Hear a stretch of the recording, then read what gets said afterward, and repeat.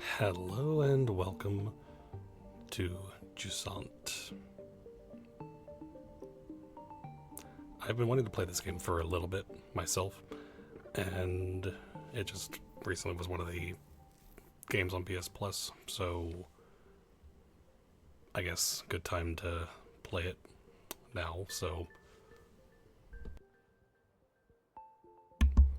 But yeah, I remember seeing this game and being interested in it. It looked like something I'd like, so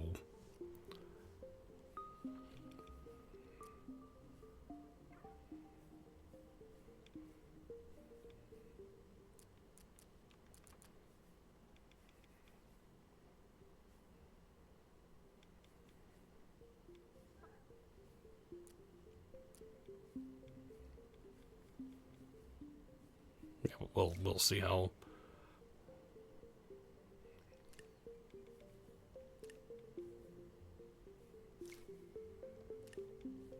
Anyway, we'll just start. So,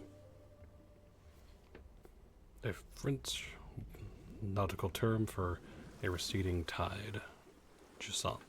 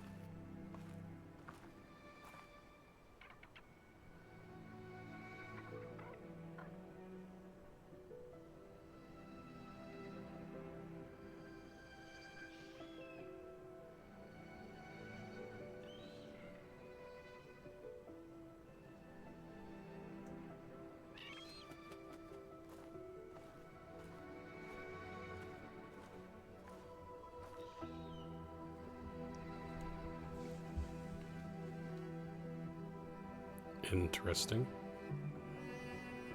Again, I don't know much about what happens in this game, so we'll see.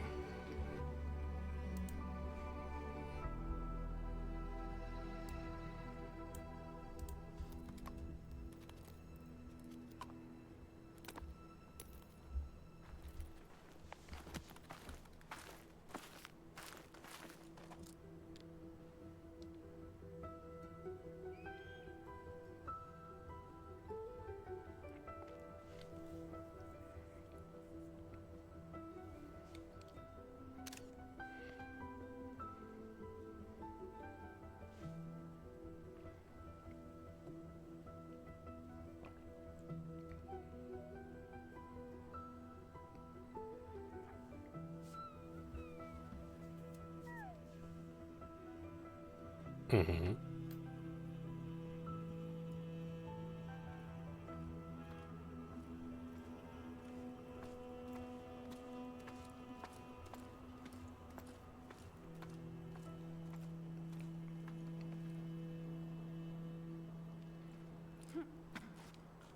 Chapter 1, Daybreak.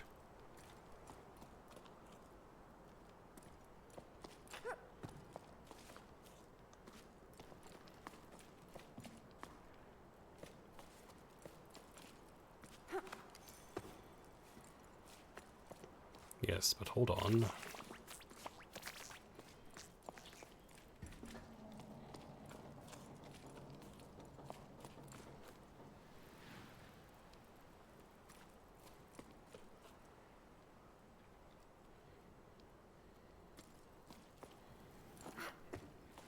All right.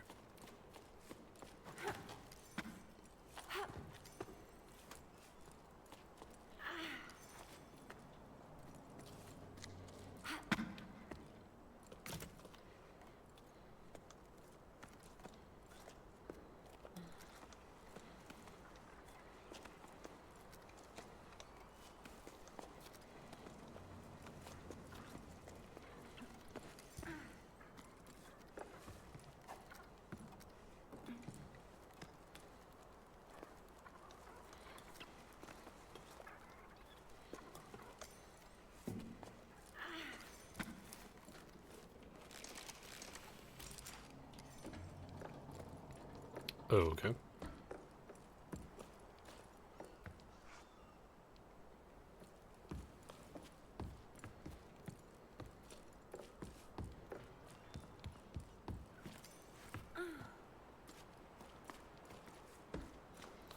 These cameras automatically secure the climb and show you the right. Okay.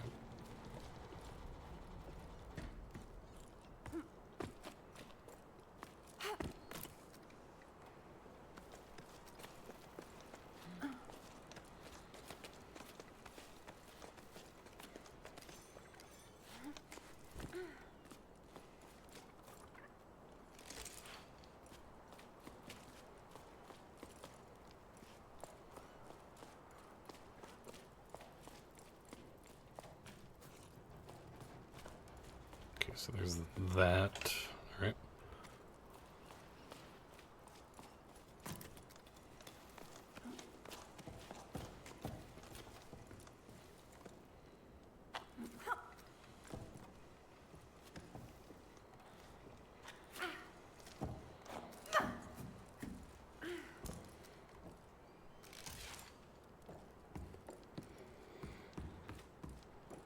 I can already see there's going to be some fun climbing in this. I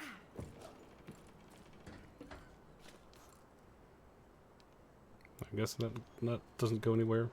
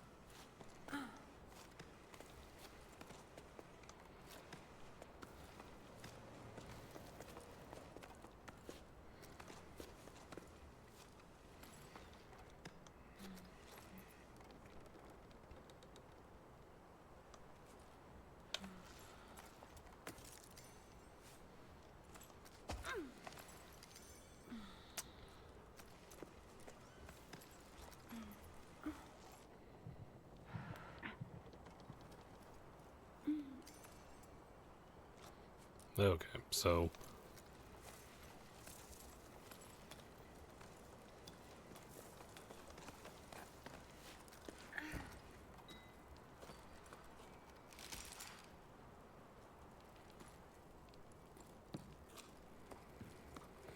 all right.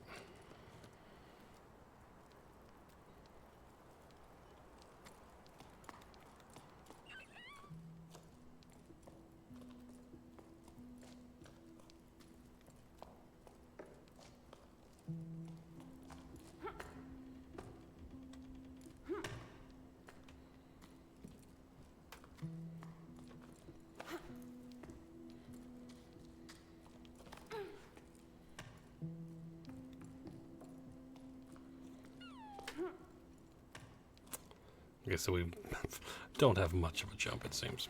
So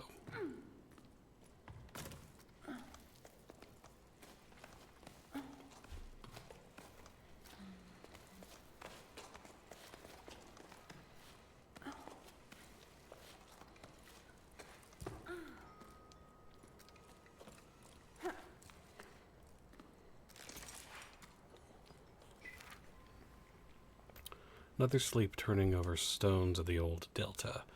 Harvest 2 belay stations for parts. A good catch. That should be enough to reopen the route to the old cape. Otherwise, it's all smooth sailing. A couple of old lanterns I think I can revive. Folks used to throw this stuff away. Oh, and I finally caught an old knitting machine for Ennio. Or Ennio, I don't know. Who's been asking for one for cycles? No, not in great shape, but we should be able to tinker with it. Still not sure how I'm going to haul it up to low tide, though. Note to self, stop doing business with Rem. All he does is dismantle my discoveries and sell them for parts in the Heights. He claims to be a repairman, but he's nothing but a foam salesman. That's what.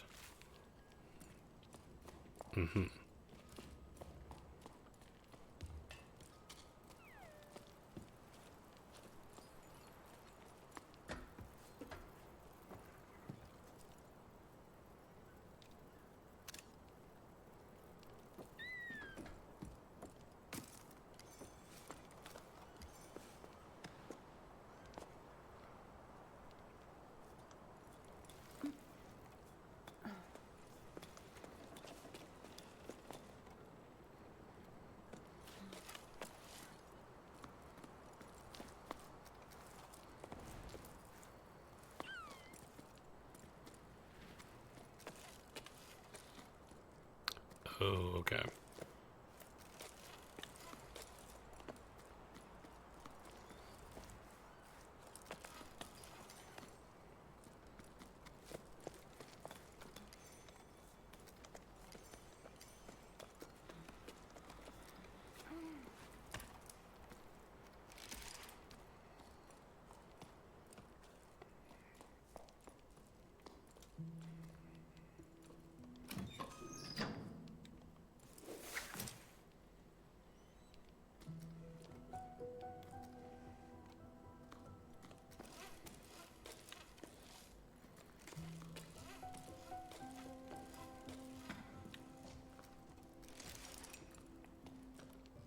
Oh, okay.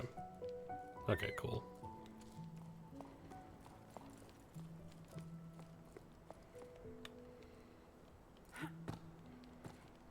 Oh, so, okay, so we have to...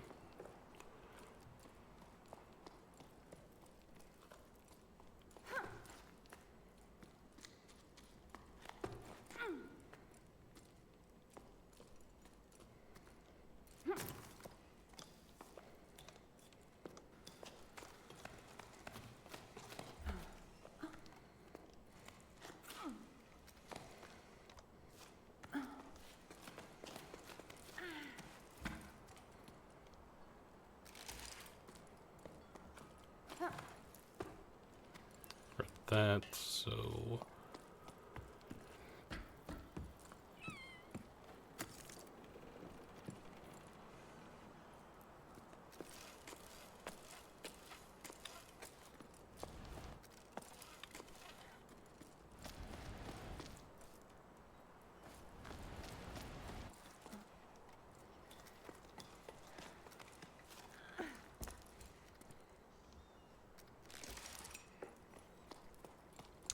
All right.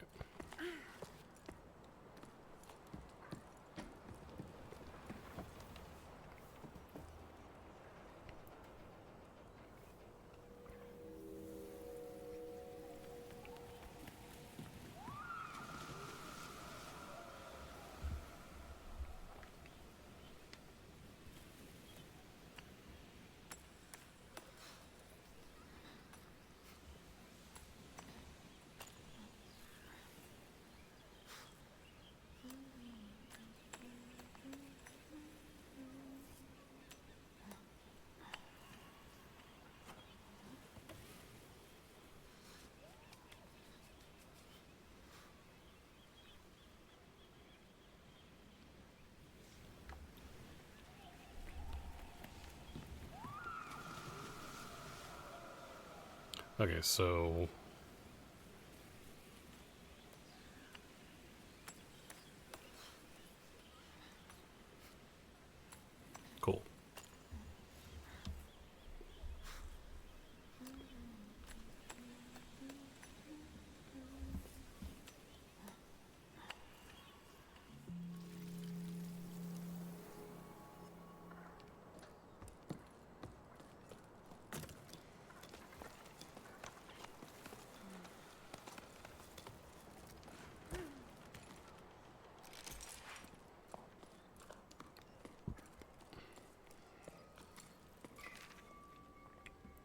Yike? How are things at the sawmill? Business has been slow at the restaurant. Almost no one came to the last music night, even though people are climbing down from all over. I know we don't play the shells anymore, but still. I was thinking about adding scaffolding to the sides of the upside down cliff might help steer passerby this way. I miss seeing a packed patio. Can you take care of it? I checked with low tide and everyone agrees. Hey, Mo, listen, these things happen. I hope one day you'll ask me to do something besides taking boats apart to make ladders. Like if I'm free for a romantic dinner or two. Anyway, all good for your scaffolding. Since the village approves, I don't have much wood to choose from. After that new path to the plain I had to build, but I still have a wreck or two left over. I'll get to it when the currents allow. I owe you one. Thanks. You're the best. By the way, do you ever run into old Sancha? I think she's... or Sonia. I don't know. I think she's rummaging around in your area right now. If you see her around, do you mind telling her I need a new hob for my oven? Mine's taking on water. In the meantime, set sail for the restaurant. I'm not sure how romantic it will be, but we can always share a half-cooked meal. Okie dokie.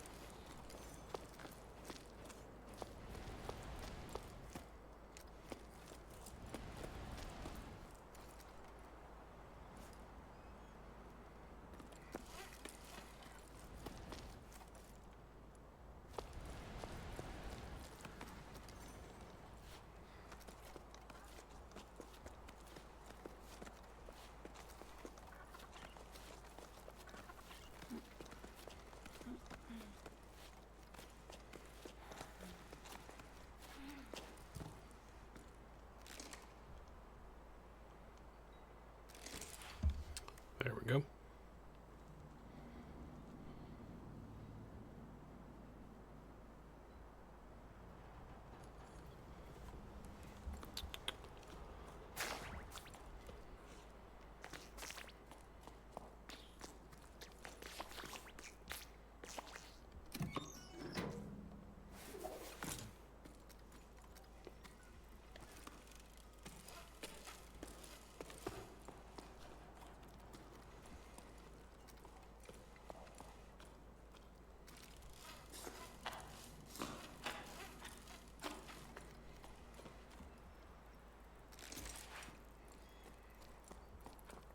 I guess those are there, like, just in case you missed it or something.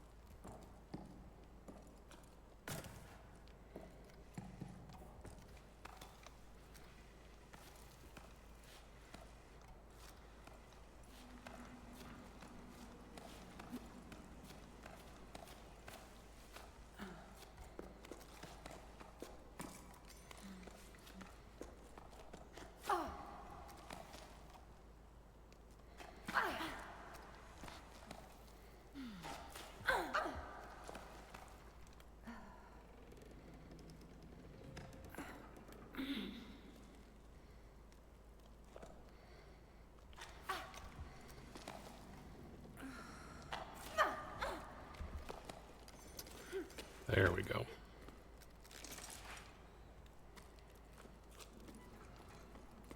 So it's not da-da, it's like da-da. Okay. Understood.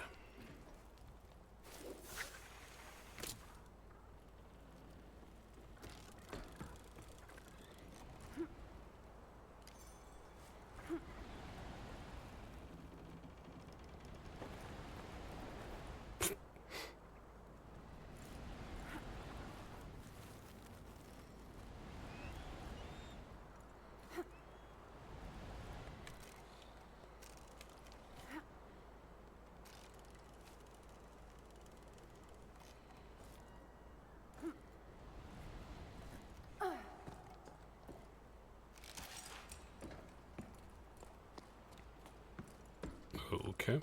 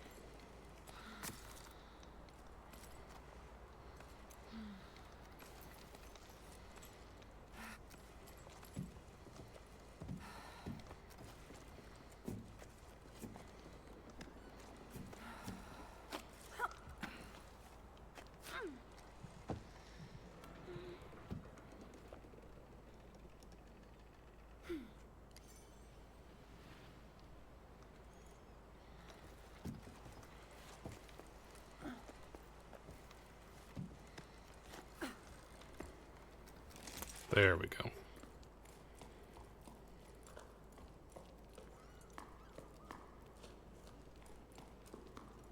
Ooh.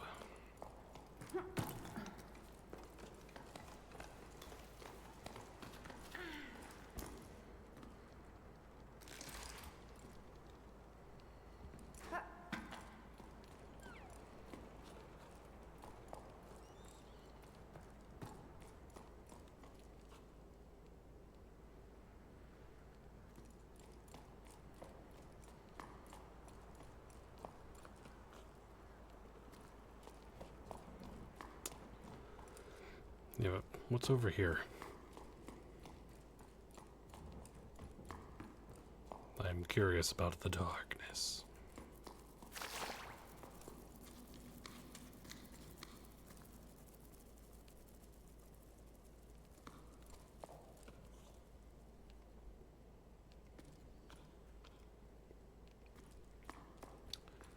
Maybe...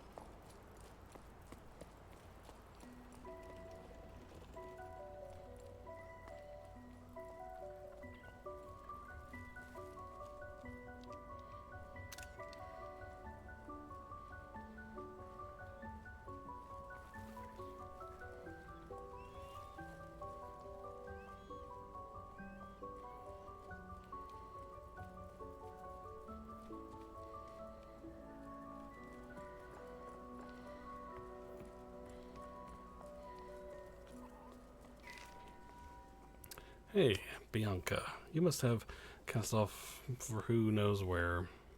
I went back to the postal relay. Still no water. Surprise, surprise. Solly and Faz are still sorting through everything by hand, and I've gotten roped into helping with deliveries. Me, on Pebbleback, you can imagine what a sight that is, even though I'm laughing at myself. Still, why not, eh? It's a fresh start, and I quite like seeing the world as the mail comes in. Well, it would be nicer if this damn pebble would just change course when I ask it to.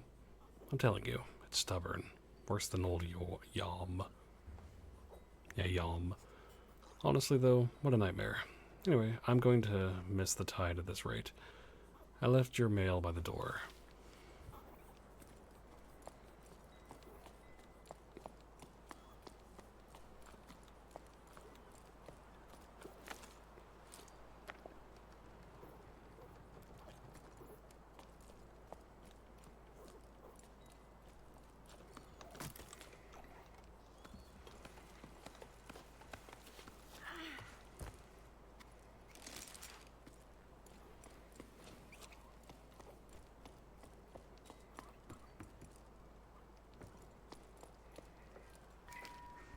Hey, Bianca, how are things down there? I hear your boss sailed off into the horizon.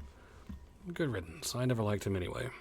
Things here at the hut are pretty quiet. Not many people stop by these days. A seasonal job when there are no more seasons. Starting to get bored. You can tell because I've started scratching letters. Tell me something to distract me, won't you?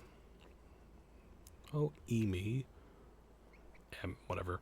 I'm so glad to hear from you. Yeah, I'm about as useful as a buoy on dry land. But no surprises there. You've been gone for a while, so maybe you don't know.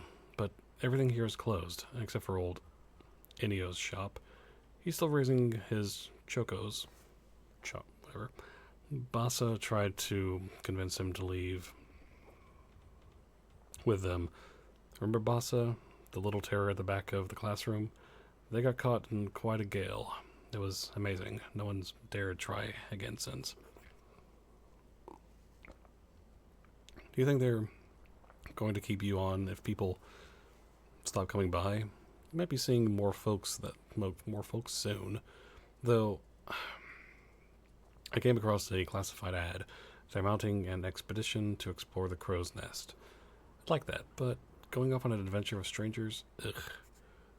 Oh yeah, I heard about that. Heading for the clouds, huh? That sounds like quite something. I'll better stock the hold. I bet they'll come this way. You know what? You should join them. Come see me too. You don't have any excuses since you're out of a job. It'd be a nice change from the few stray travelers that still come by. Hey, the other day another climber got stuck at Weeping Rock Pass. I had to go fetch them. If only you could have seen them. Stupid enough to eat hay, as they say around here. Okay, it's settled. I'll be waiting for you. I am very curious of, like, what all, has happened. Like, I think it's done pretty good so far about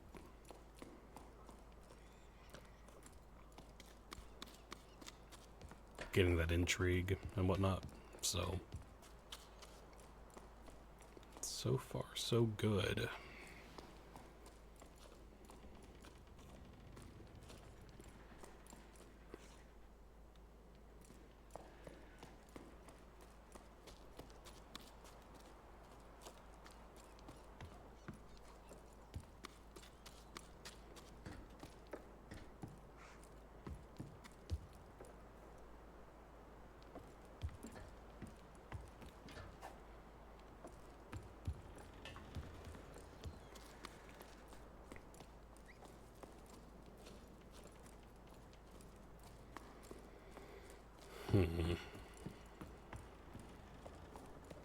I know I see that there, but I'm just checking around to see if there's anything to...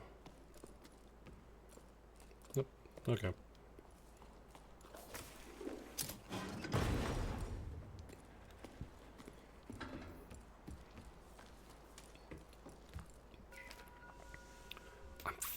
Logbook 12 octaves after the Jusant. I'm finally leaving. I'm so happy I couldn't sleep a wink.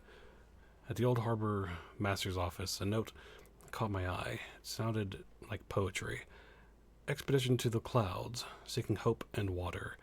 Join us at 12 octaves, Becca and Arlo's farm. Highfield to journey together. After spending so long marinating and trying to find meaning in life, it'll do me good to see the world, as Amy would say. Hopefully we'll be stopping by her hut. Just the thought of seeing her again is enough to tell me I'm making the right decision. With any luck, there'll be other adventures leaving from low tide. I don't want to make my way to the meeting point with the rest of the expedition all by myself. The only time I ever left here was for the harvest festivals, when I was just a small fry. So an expedition like this is no small matter. They want to set sail for the clouds. Oh no, my parents. I forgot about them. What am I going to tell them?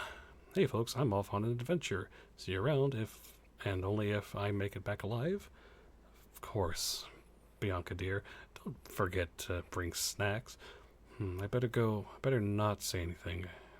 I should bring snacks. What else? What do people normally take on this type of trip?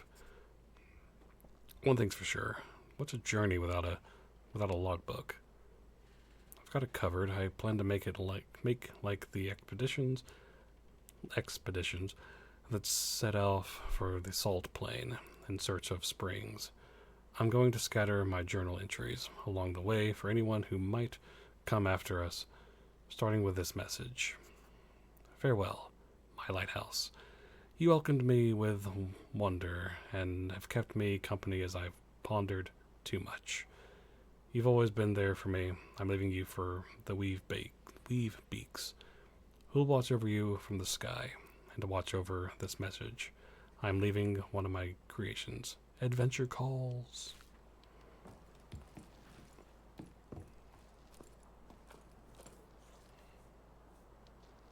Okay, before we go up there,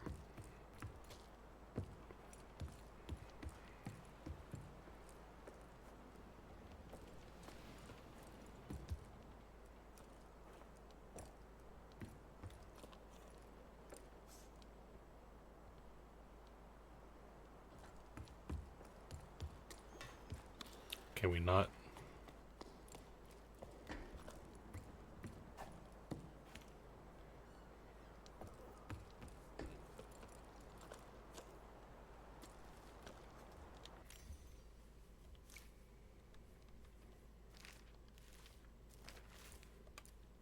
Well, I've barely missed some stuff, but yeah, whatever.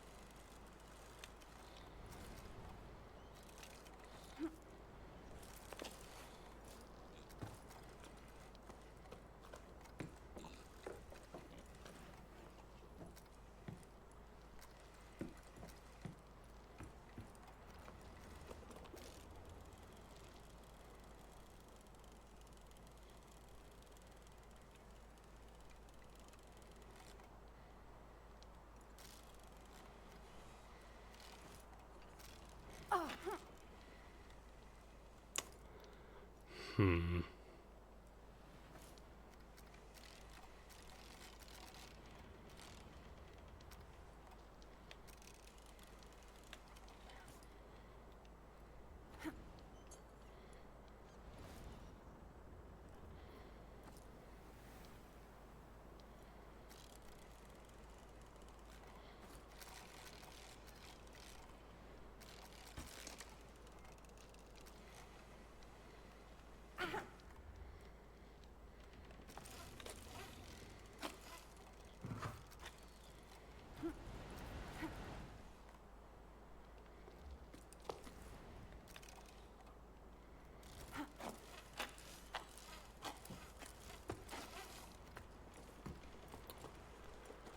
Okay. try that again.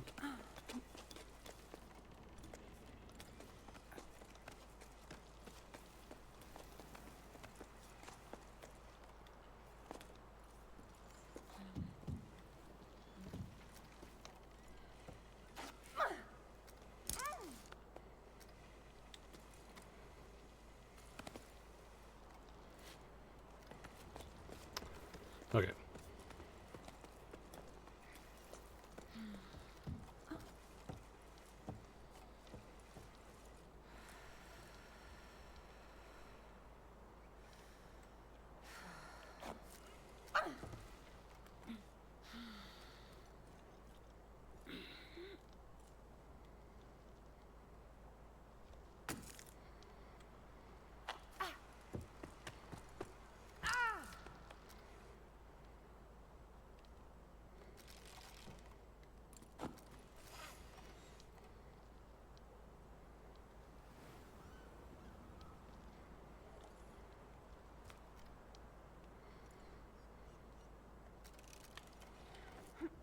I'm assuming we have to go over there then. Alright.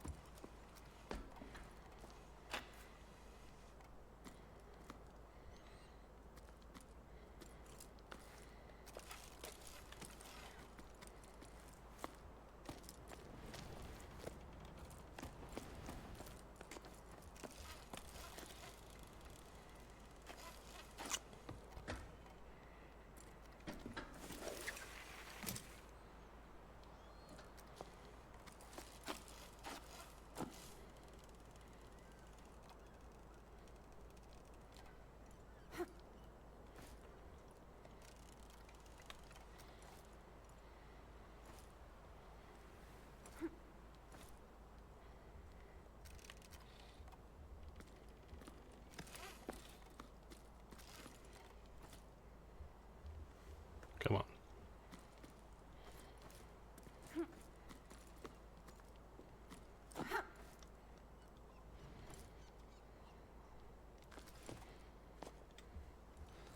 There we go.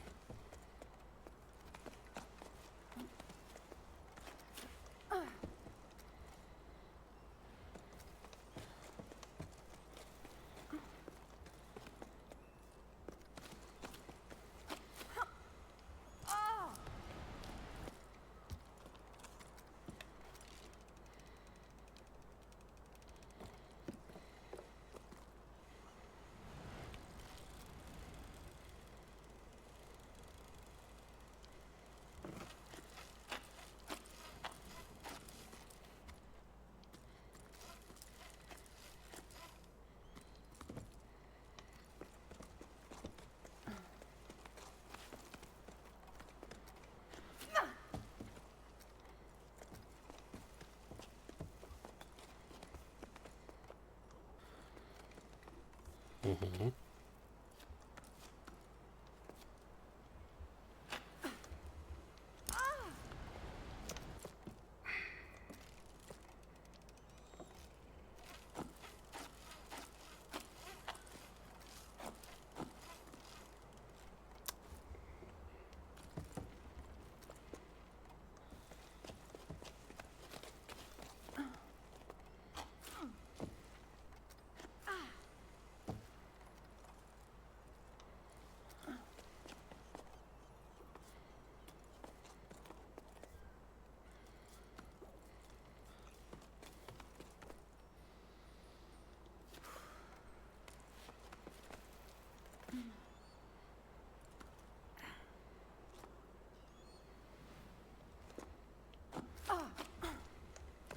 There we go.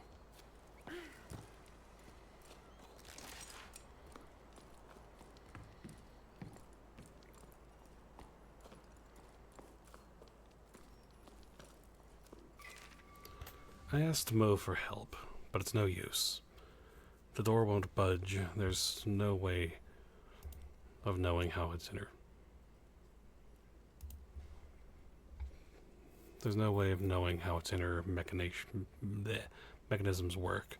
Does it have anything to do with the Lost Ocean? Mo isn't much of a handyman either, but you'd think we would have been able to figure it out between the two of us. He had to weigh an anchor. A date, he said. It's true, he did seem rather dressed up to tinker around. Rather perfumed, too. None of this answers my question. I've explored you from deck to hold, and I'm no further along than when I started. I still don't know what you could have been used for. My lighthouse.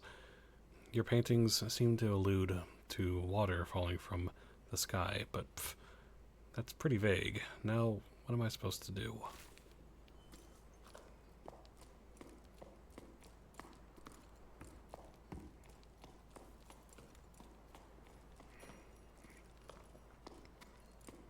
Looks very, very snug, I'll say that.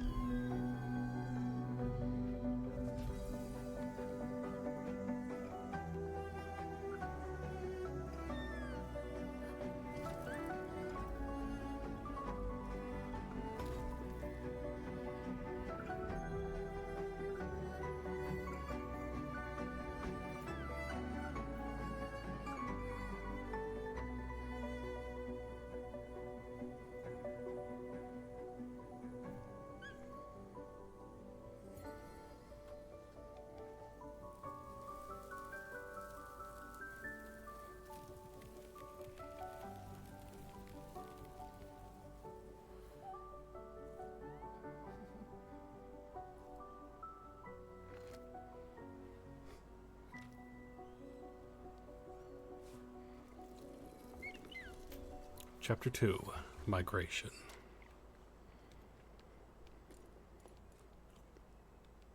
Nice.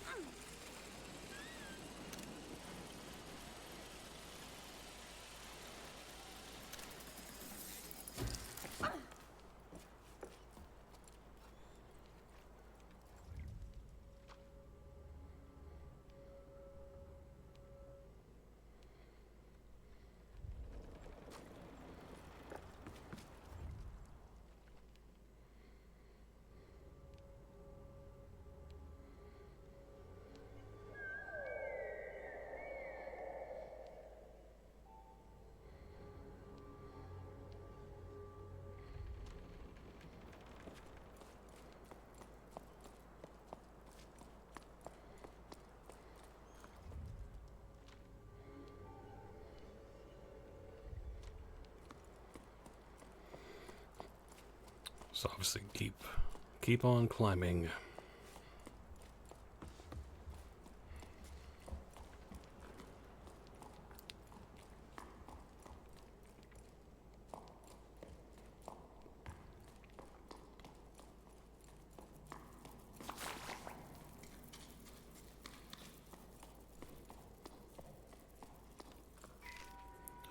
Lynn's gone to the heights to ask to extend the site. With the boss gone, the wind's gone out of our sails when it comes to digging. It's not such a bad thing. Lifting boxes, crates, and barrels is my area of expertise, but shifting their old stones at the slightest pitch and roll, everyone's knees start quaking. Anyway, I was just getting used to the idea of working with archaeologists, making myself useful again, and already the work's dried up. I doubt it'll start up again. I don't see how we can move forward. How about you? How are things in low tide? Is Dee Dee still refusing to go to school? My love, I'm so happy to hear from you. We miss you so much, Dee says. I'm homeschooling her, and I'm very much out of my depth. Do you remember the names of all the regions of the tower? I don't even remember learning that. I gave Dee a homework assignment about the old altar to keep her busy for a while. She's supposed to copy the design. I ended up going with her. It's been ages since I'd last ventured behind the village. I'd forgotten how dark it is. But you know Dee. She's gutsy, and she's enjoying diving into the past, just like you. Speaking of which, have your archaeologists finally found out how tides work? They've been digging for a while now. Get it? Do you know when you'll be able to come back up here? No.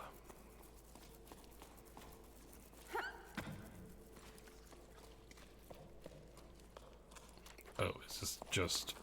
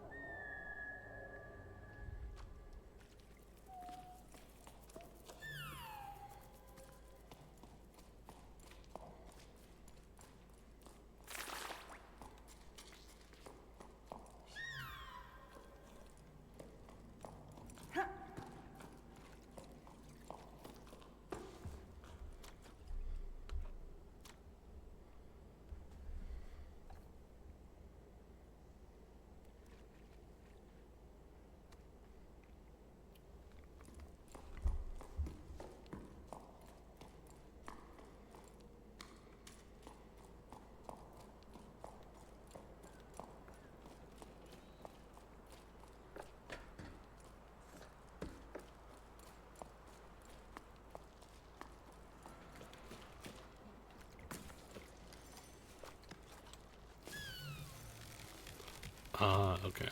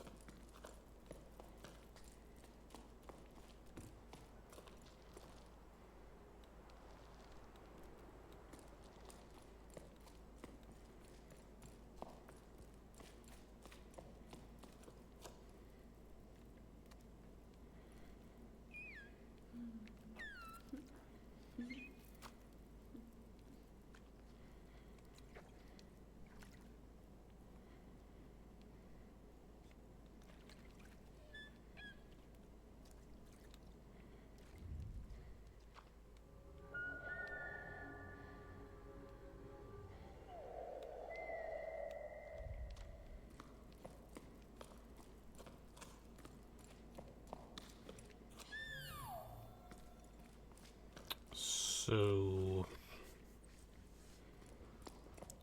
Okay.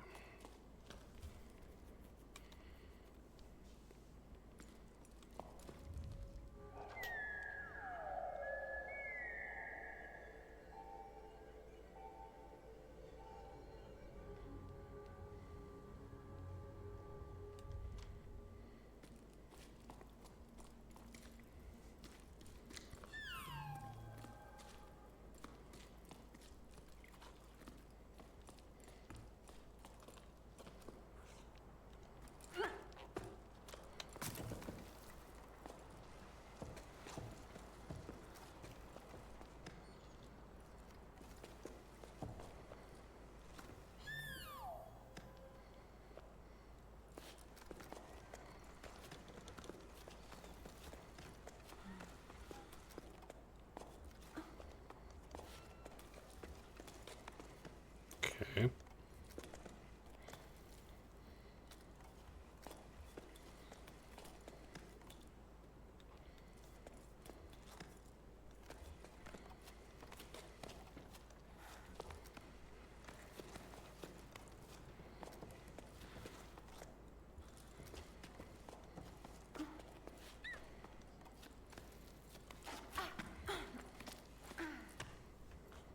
There we go.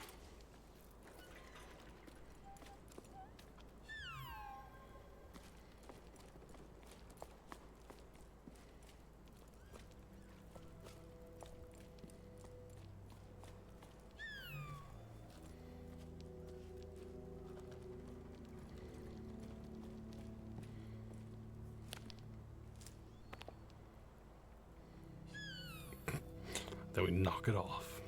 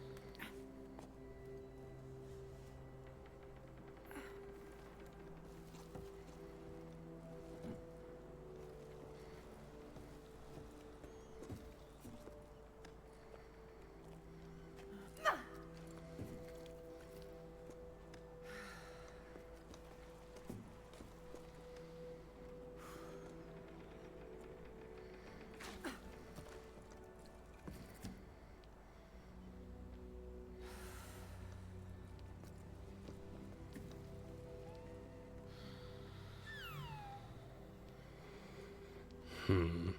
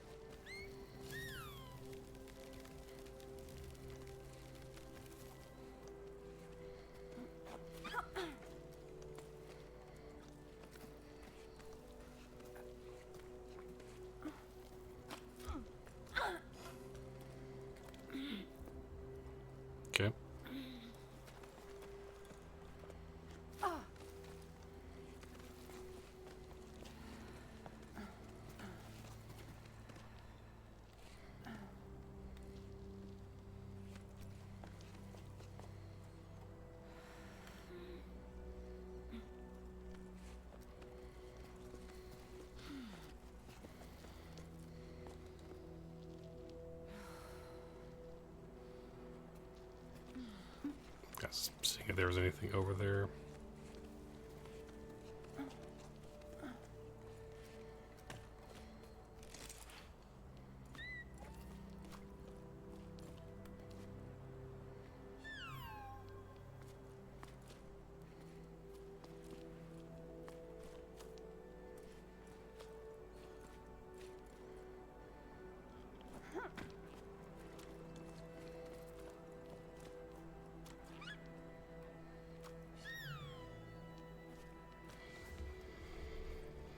Hmm.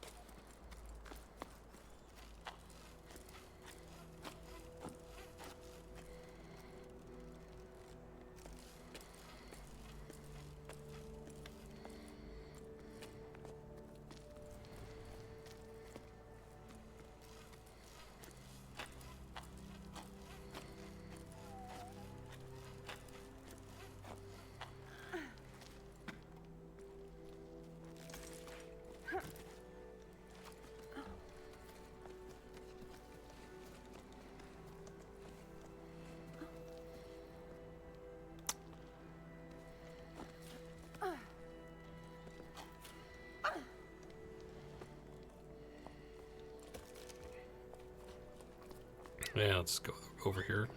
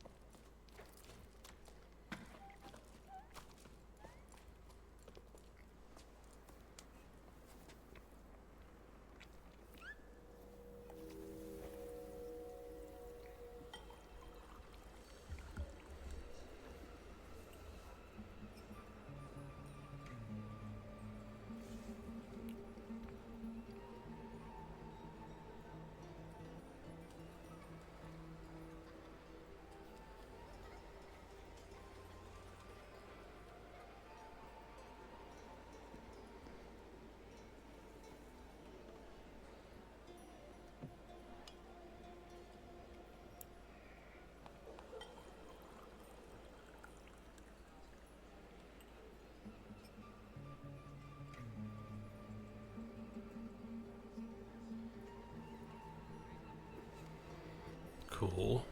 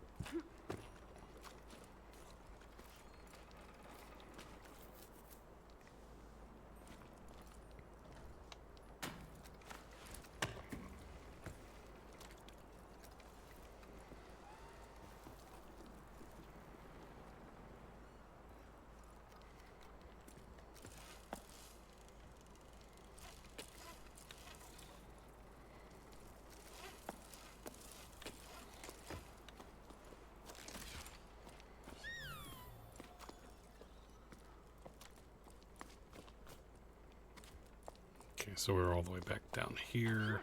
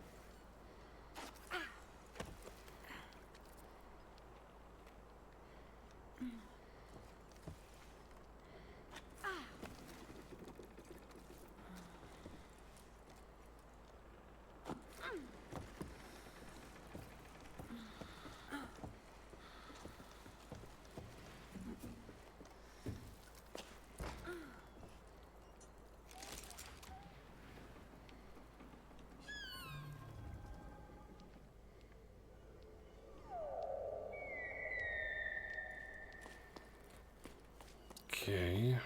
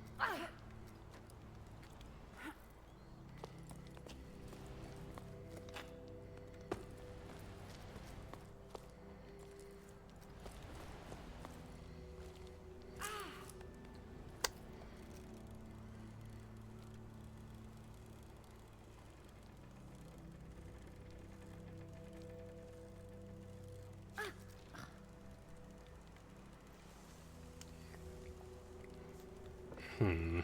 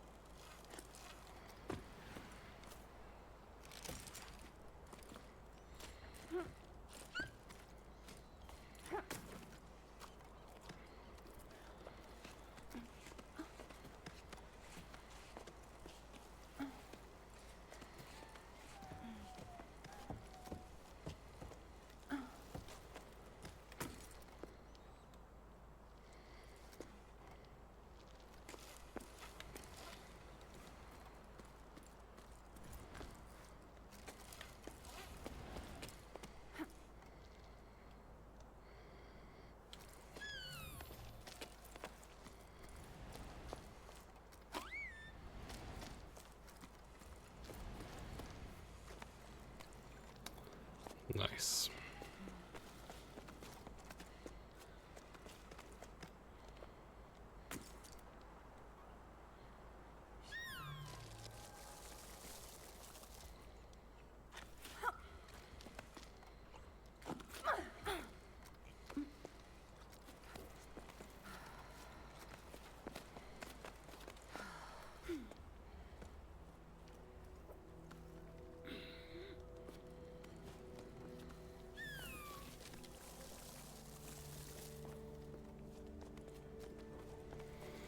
There we go.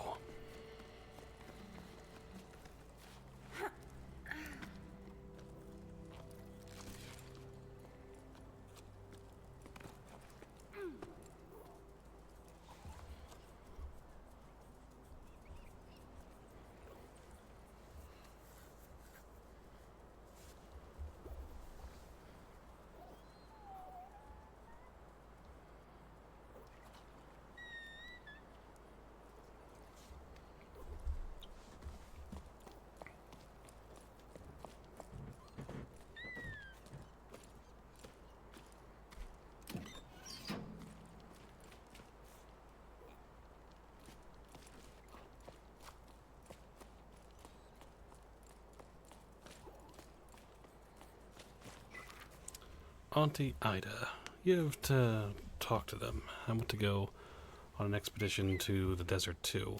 Everyone always says I'm too young. I don't care. Nil's going, and he's only a bit bigger than me. Plus, he's mean. I have to stay at the port gathering stinky old seaweed and doing my homework. I bet cleaning the canals with you would be more fun. I want to see what else is out there, but my parents never want to let me leave the village. Can you talk to them, please? Oh, Dee, believe me, sweetie, you wouldn't have much fun scraping the pipes of the Great Basin. That's for sure. You won't like what I'm about to say, but be patient. You have plenty of time to grow up. We'll be sailing off to the plain soon enough. I'm sorry to have to tell you this, though, but we have no choice but to go with your parents.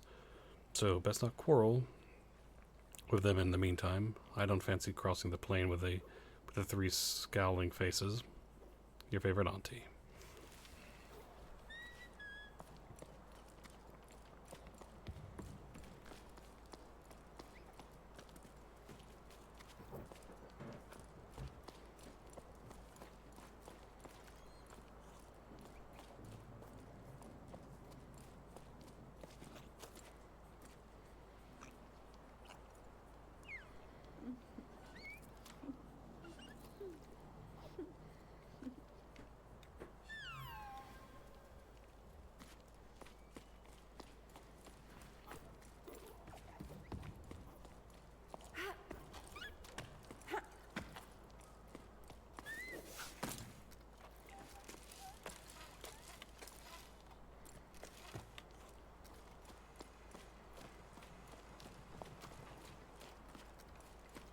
Ah, okay.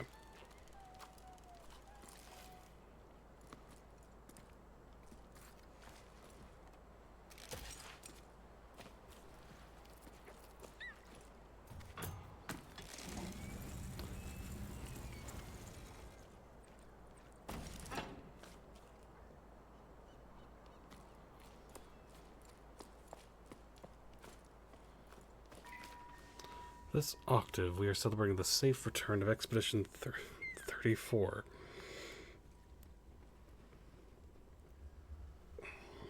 to the port. The expedition was led by Corey, who once again braved a horizontal world. We are proud to welcome these children of low tide, who are returning with a priceless treasure back among us. The members of Expedition 34, descendants of the celebrated Iga, and Imi, who were the first to venture out onto the Great Plain in search of the lost ocean, walked further than ever before, and were finally able to find a new spring after numerous failed expeditions. A fresh start for many villages who've been waiting their turn since the furnaces and fumarolia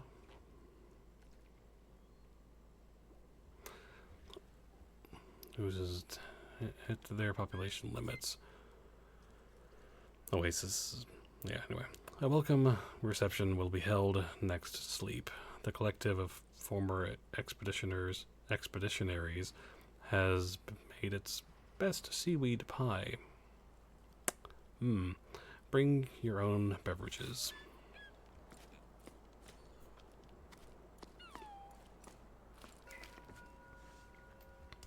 Brella Gazette, issue 43, 9 octaves and 1/3 after the Jusant. Editorial.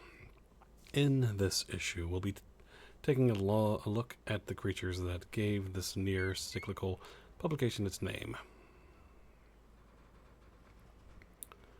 Brelis, while they've come up before in our issue, are on endangered tunnel wildlife, and in our special edition, inhabitants of the Great Reservoir. We've never dedicated an entire section to them. It's high time we rectified that. Brelis are best known for their slow and majestic flight. However, they begin their lives clinging to rocks. In this first stage of their life cycle, they resemble flowers known as shrinklets. From within the shrinklets come sparks, small glowing creatures that fly through the darkness of the caves and tunnels in groups. How many octaves does it take for a spark to grow into a Brella? Well, long do Brellas live? How long do Brellas live? Has anyone ever seen one die? Much has been forgotten about Brellas, despite them being witnesses to the tower's ancient past. At the time of writing, they've almost completely disappeared. We only know about sparks from children's stories.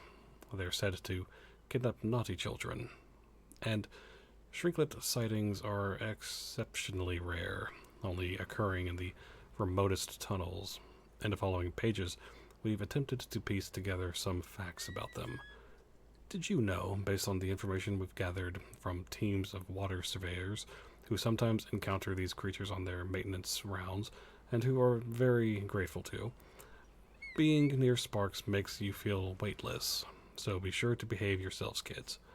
Let's hope that the drop in activity in recent cycles will give shrinklets, sparks, and Brellas the peace, quiet, and space they need to thrive.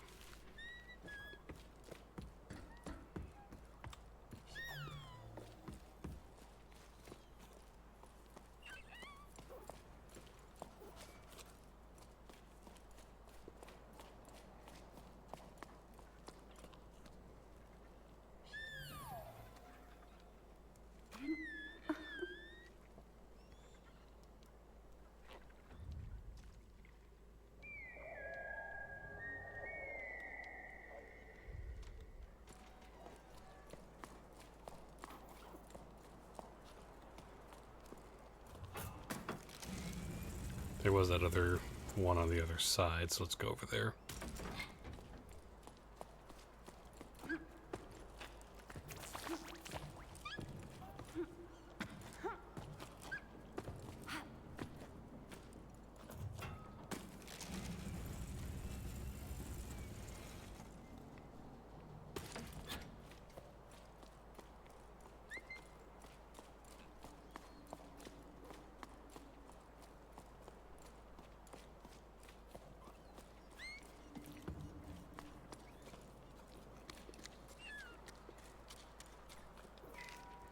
Dearest Metty, or Matey, I don't know.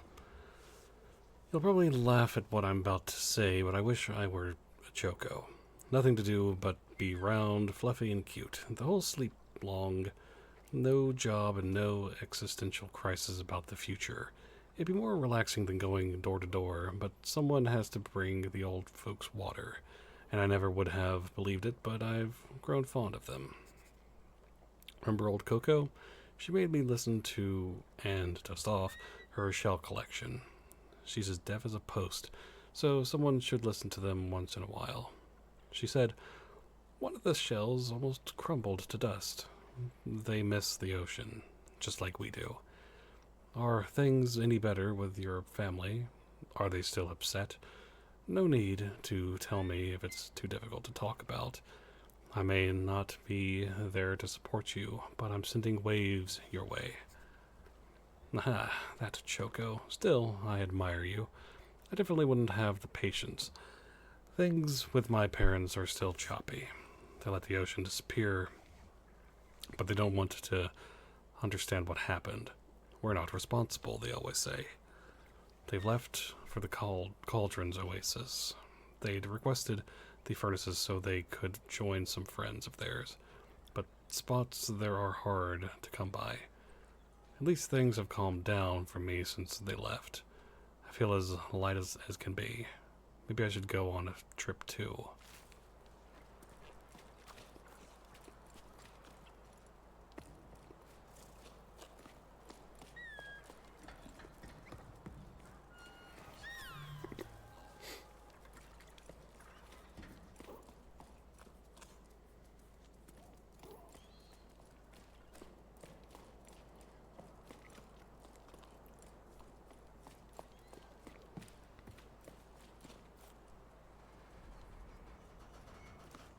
Wait. Okay, so we...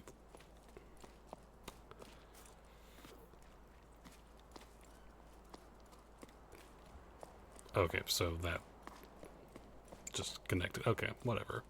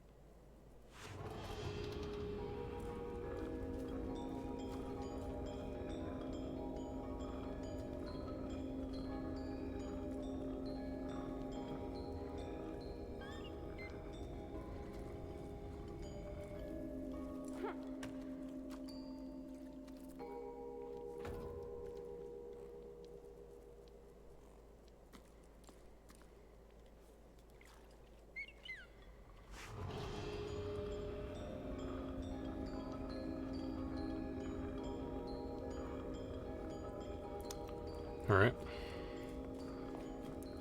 Cool.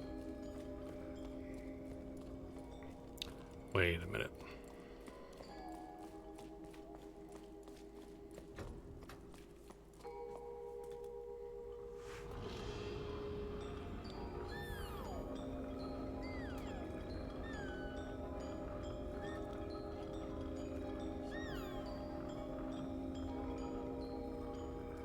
I was just seeing if we had to do something about that, but apparently not.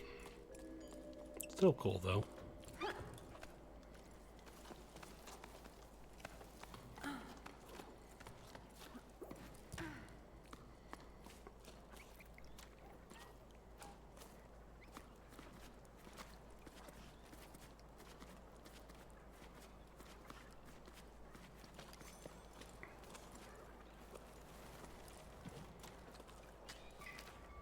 Logbook 12 octaves and 1 prime after the Jusant. Usually, just getting to low tide from old lighthouse is an expedition for me. It's hard to believe that this time the adventure was just getting started. At the meeting point, I found myself waiting with Mete, a young woman from these parts. Well, younger than me. Anyway, her parents have already left, but like other people our age, she wanted to stay. That made ripples with the older generation. Leaving the family nest is no easy thing. I don't know whatever, well, but we already have something in common. The widening gap between us and our parents. She seemed relieved to see me. For once I was lost for words, smiling awkwardly and still red from the exertion of getting there. With my pack all undone and my hair sticking up every which way, probably. Nice one, Bianca. Not socially awkward at all. But I was just as relieved as she was, to know I wouldn't be setting sail alone. To my surprise, old Soul joined us too. I don't think we'd exchanged a single word before now. Will an old schooner like him be able to keep up? Ever since I was little, Soul's always been the old hermit who lives up on high. He used to scare me. He would come down to the port sometimes, like a spider sliding down a silk thread, The other kids and I would have fun running away, screaming at the sight of him. Even now, my knees started quaking as I saw him lumbering towards me. We set off as a group of 3, since no one else came to join our crew. I soon realized I'd been worried for nothing. Soul leads the way, an odd figure with nimble feet who climbs the cliffs with amazing ease. Mete, whatever, follows behind, brimming with energy. Suddenly, I feel like the old one.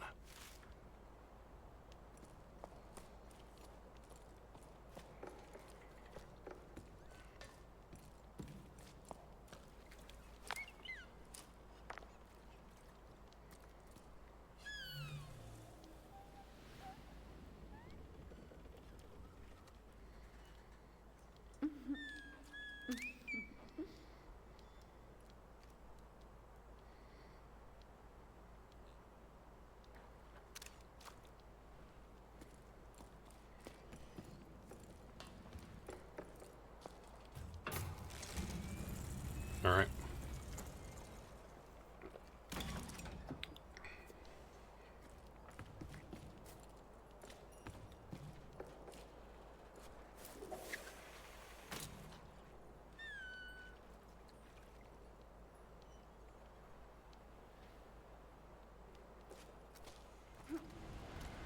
Splat.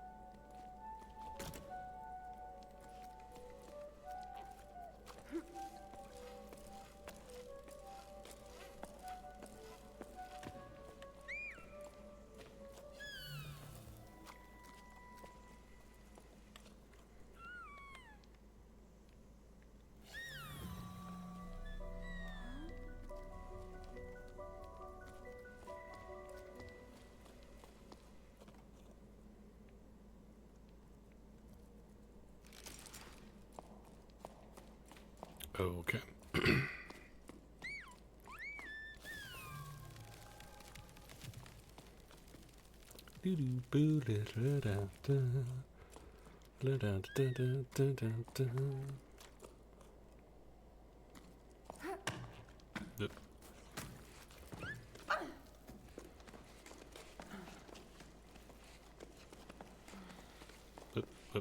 Nope.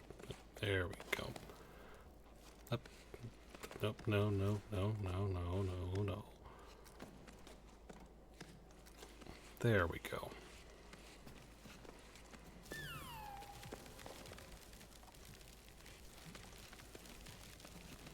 No, not that way.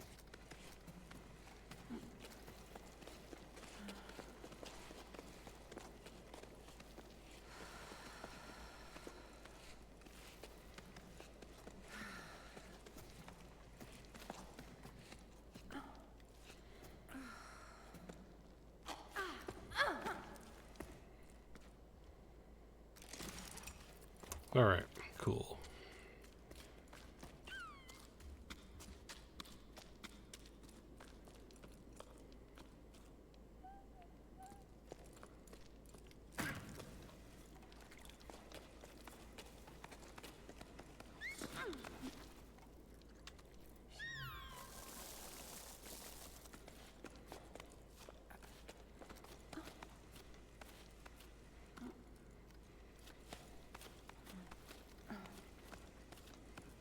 kind of disorienting, I'll be completely honest. Anyway.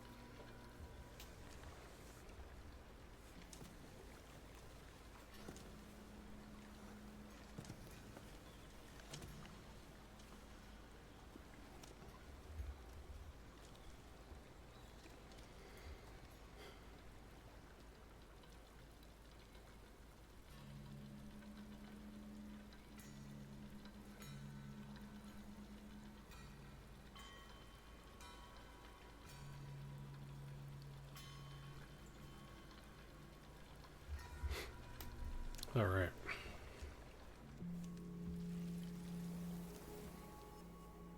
It is interesting having read about the seashell thing, and oh, they're crumbled to dust or whatever, and then whenever we listen to it, it does that. So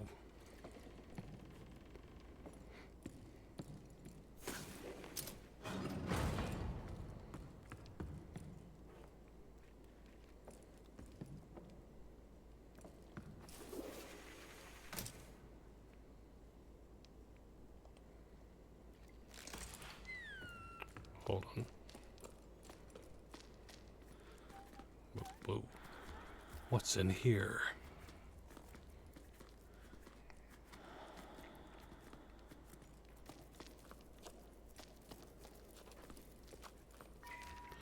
Pardon me, but I notice I've stopped receiving my newspaper. Is there anything I should do? Could this be an oversight on your part? While I'm at it, I should mention that I really enjoyed your article on the Choco Show.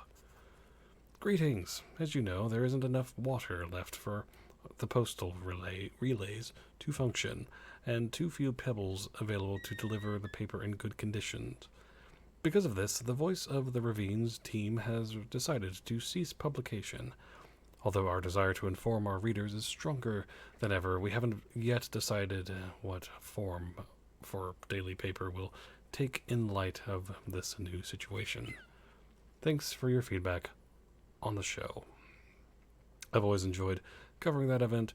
Let's hope we get an opportunity to discuss it again one day. When there's no water, everything seems so fragile, doesn't it? Yep.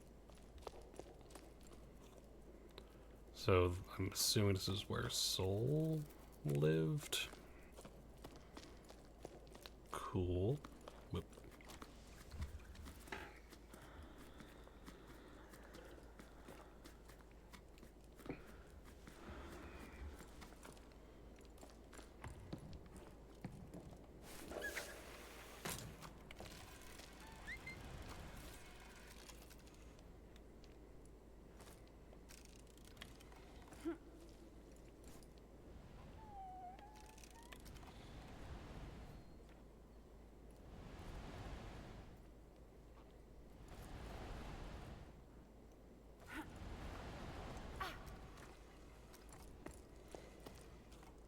That would have hurt, but anyway.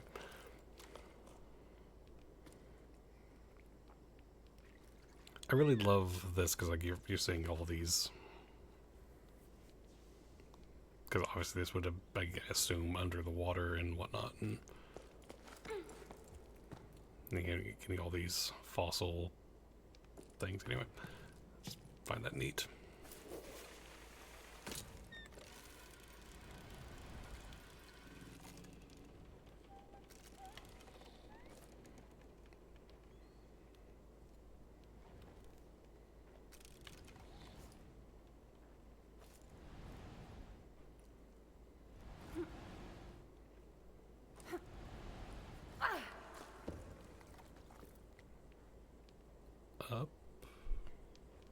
assume up.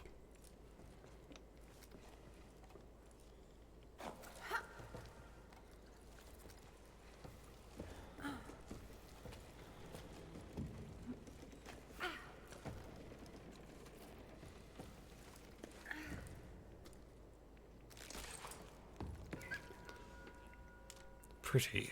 I've never seen so many people coming down from the heights, and some are stopping in low tide. Maybe my situation's not so hopeless after all. The ocean provides for a patient heart, as my mother used to say. Maybe I'll finally manage to meet someone. It's been slim pickings here. Apart from old Yam, maybe. He makes my heart flip with his dimples calloused hands and that plaid shirt he always wears. Yam, the baker. I hope you're joking. I can never tell when you're pulling my leg. Anyway, I'm leaving the tower too. Sorry, Bassa, whatever. I don't know how else to tell you. I wish we could clip our carabiners together like we used to before running aground on the old pier. I wish I could convince you to come with me, but that's how it is. I'm coming up with the neighboring village. They found me a spot on one of their pebbles. We'll see each other again somewhere down the plain, won't we? Don't be angry at me. I'll miss your letters.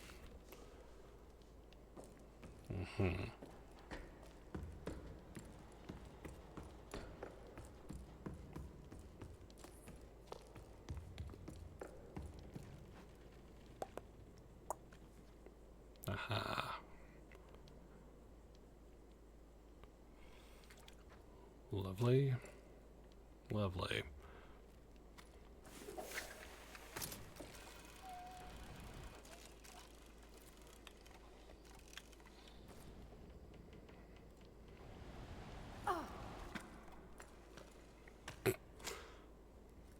Perfect landing.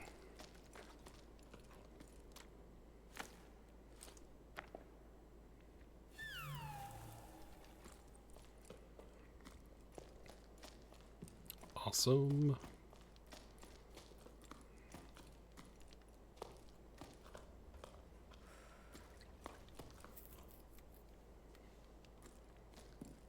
All right.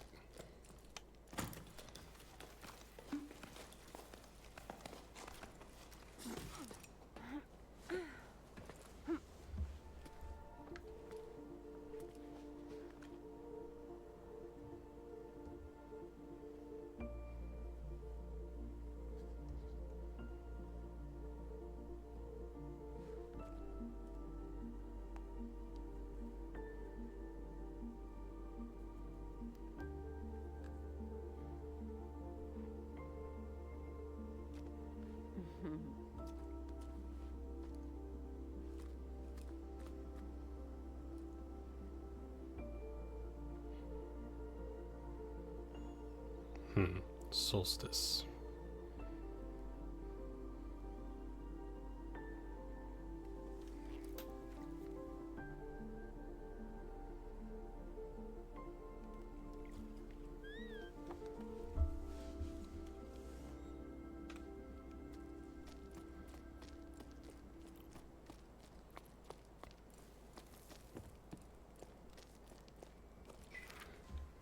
Logbook 12 octaves and 1/3 out of the Jusant. This is an adventure, alright? I mean, fine, we've only gotten started. We still haven't strayed off the beaten path. But for me, this is huge. I can't wipe the smile off my face.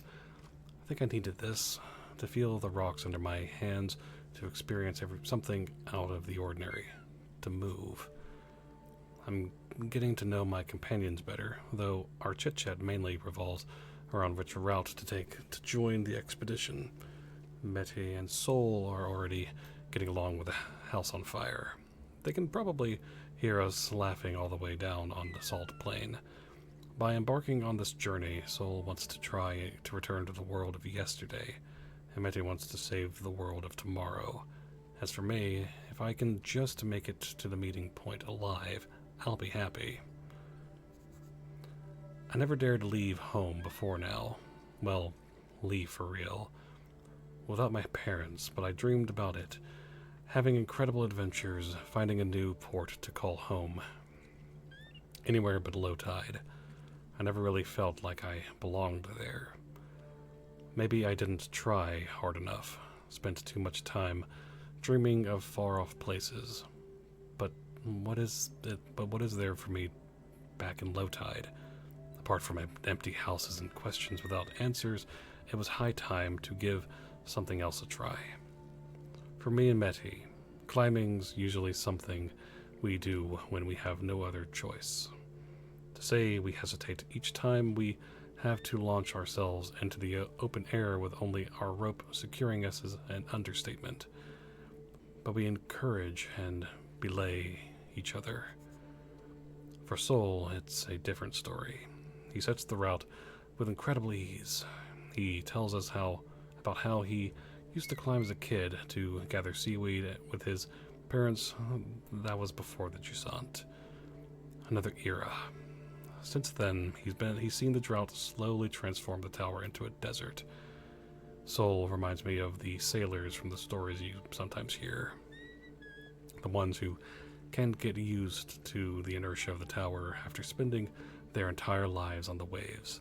Soul himself is definitely ungainly when it comes to walking, which terrified us as kids, but when he climbs, he's as nimble as the sour I tried to carve. Yeah. So or whatever.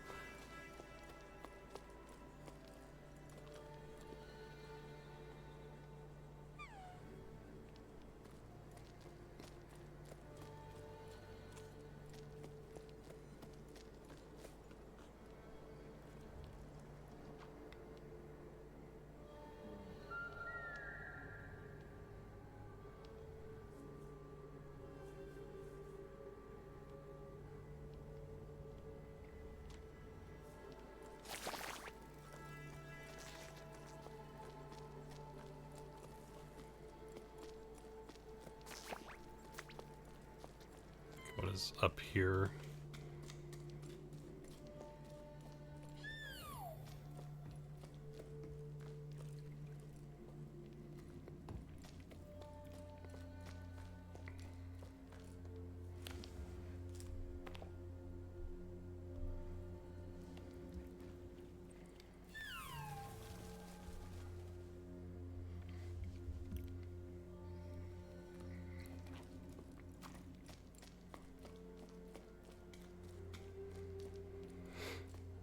Okay.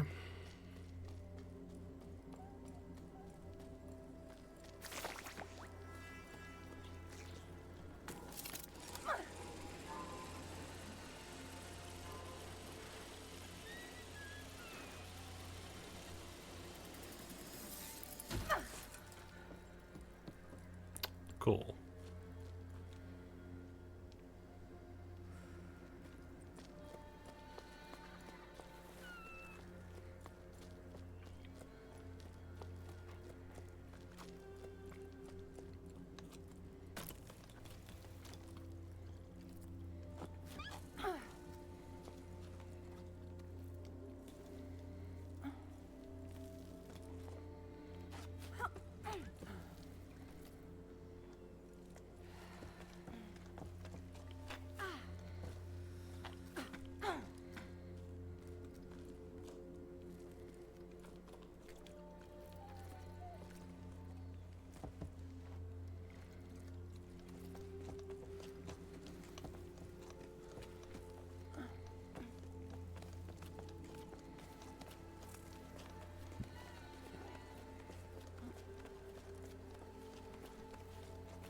Of course it does.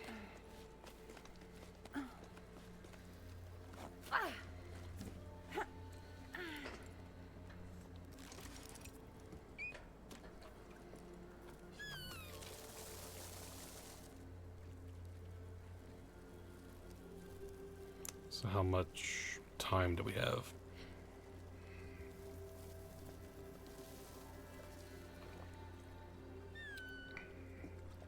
Okay, so the ones that are in... Cool.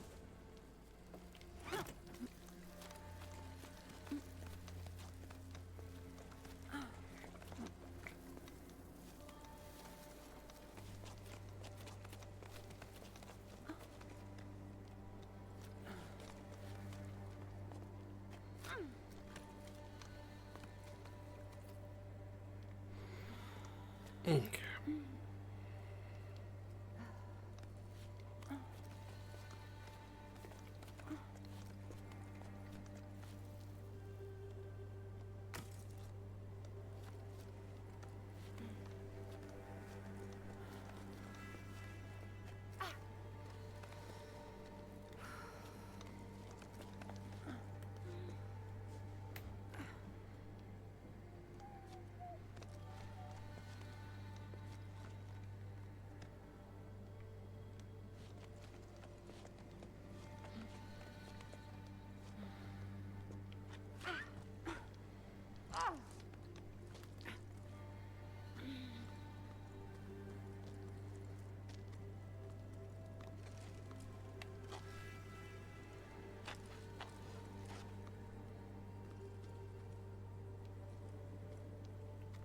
Hmm.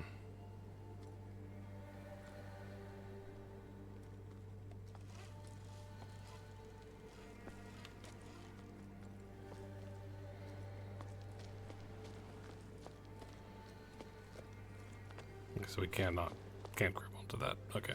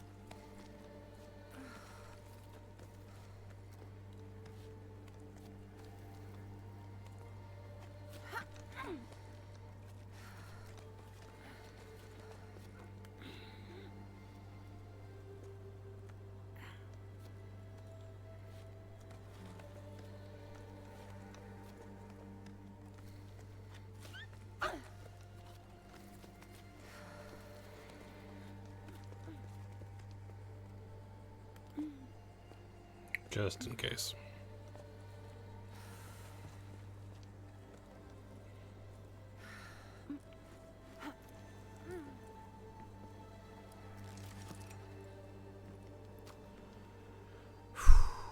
All right.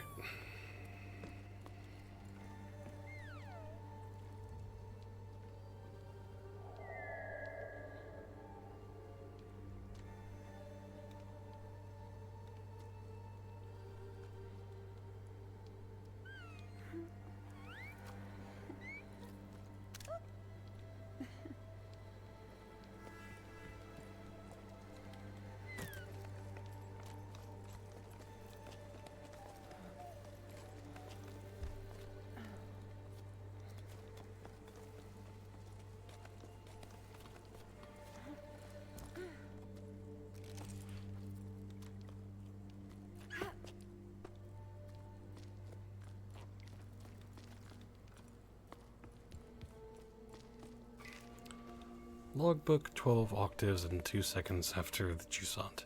We did it!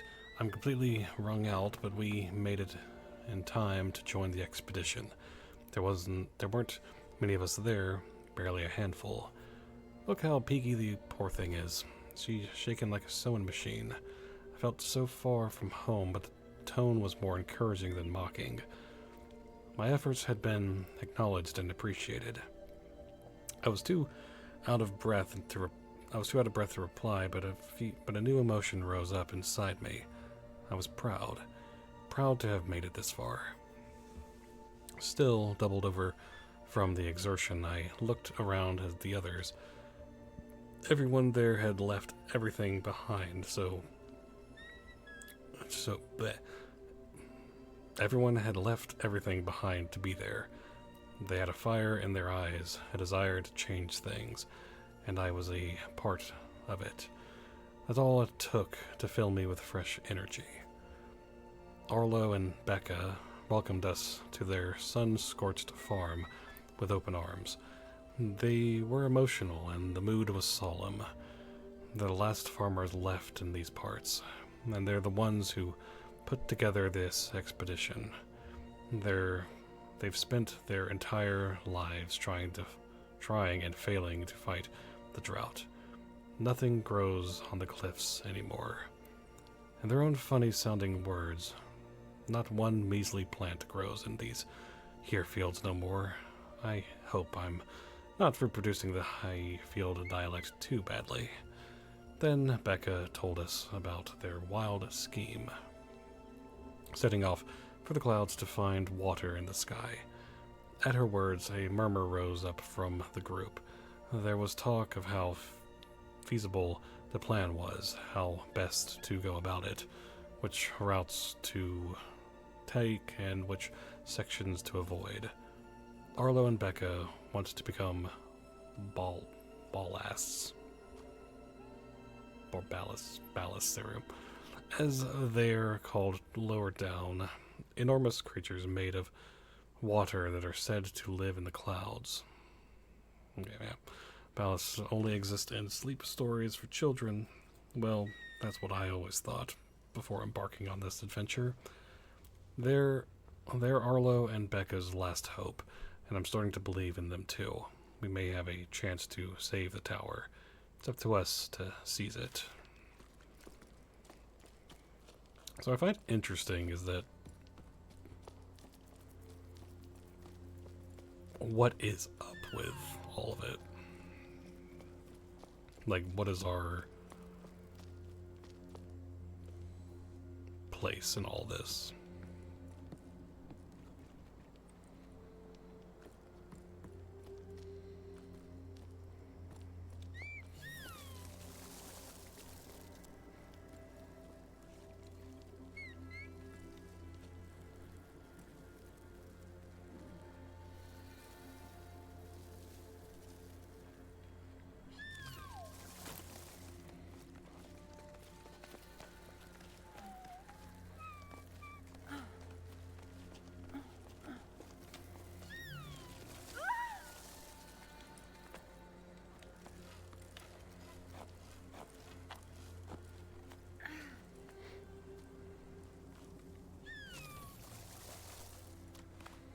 Nope.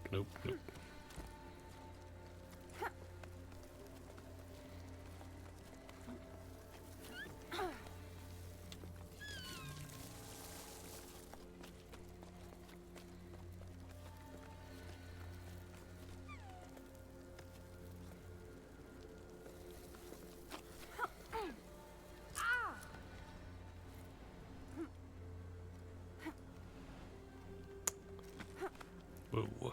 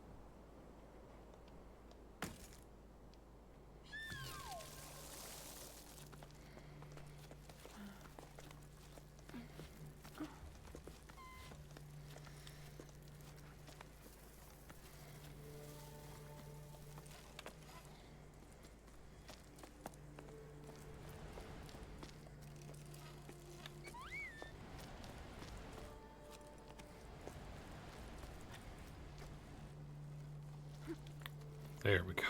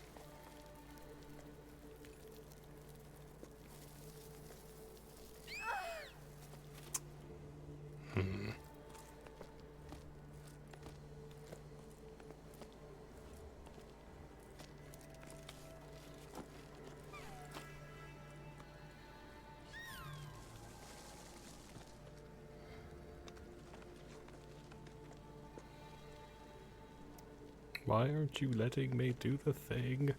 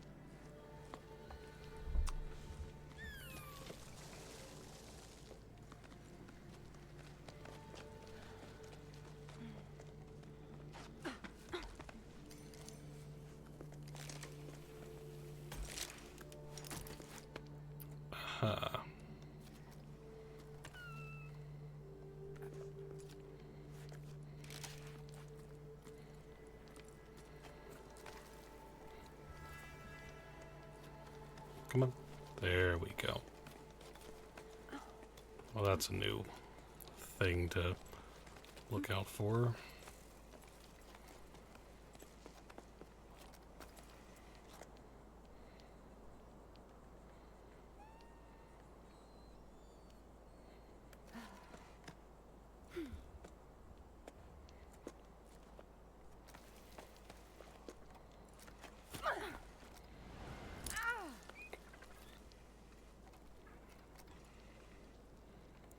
We're fine.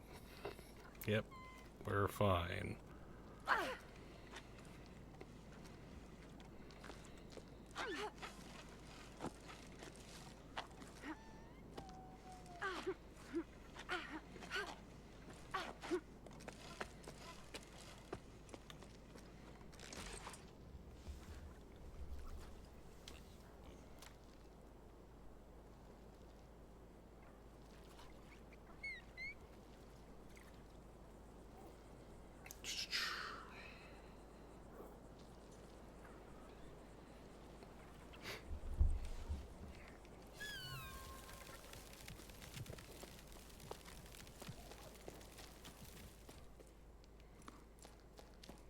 Okay.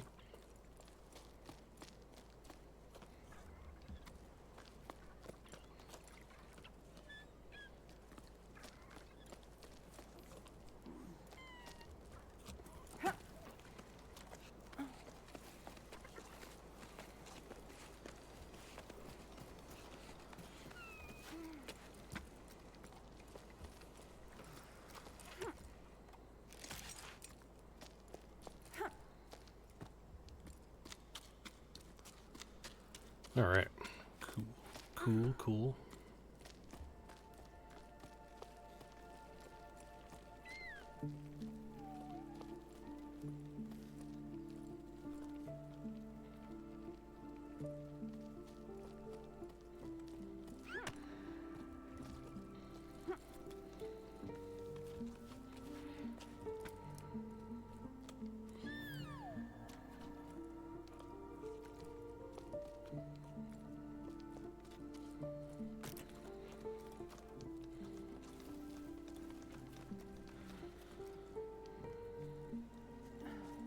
Why would we...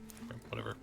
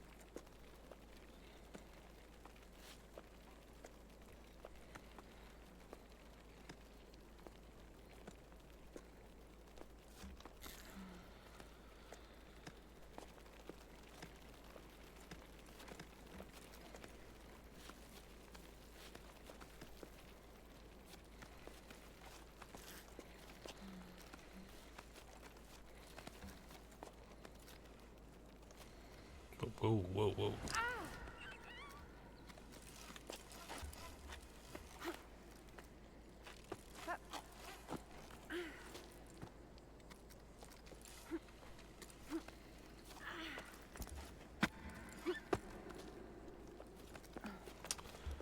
Let's not fall down again.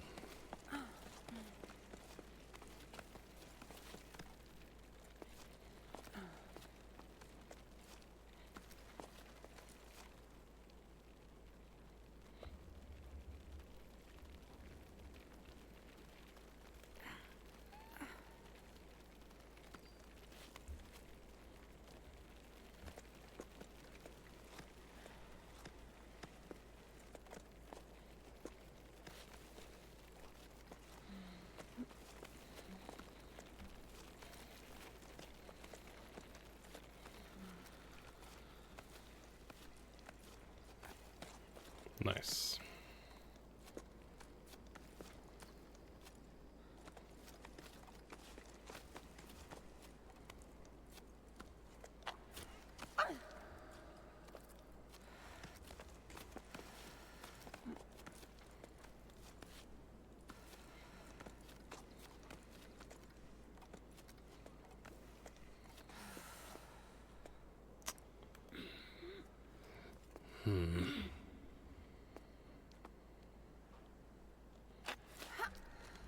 Nope.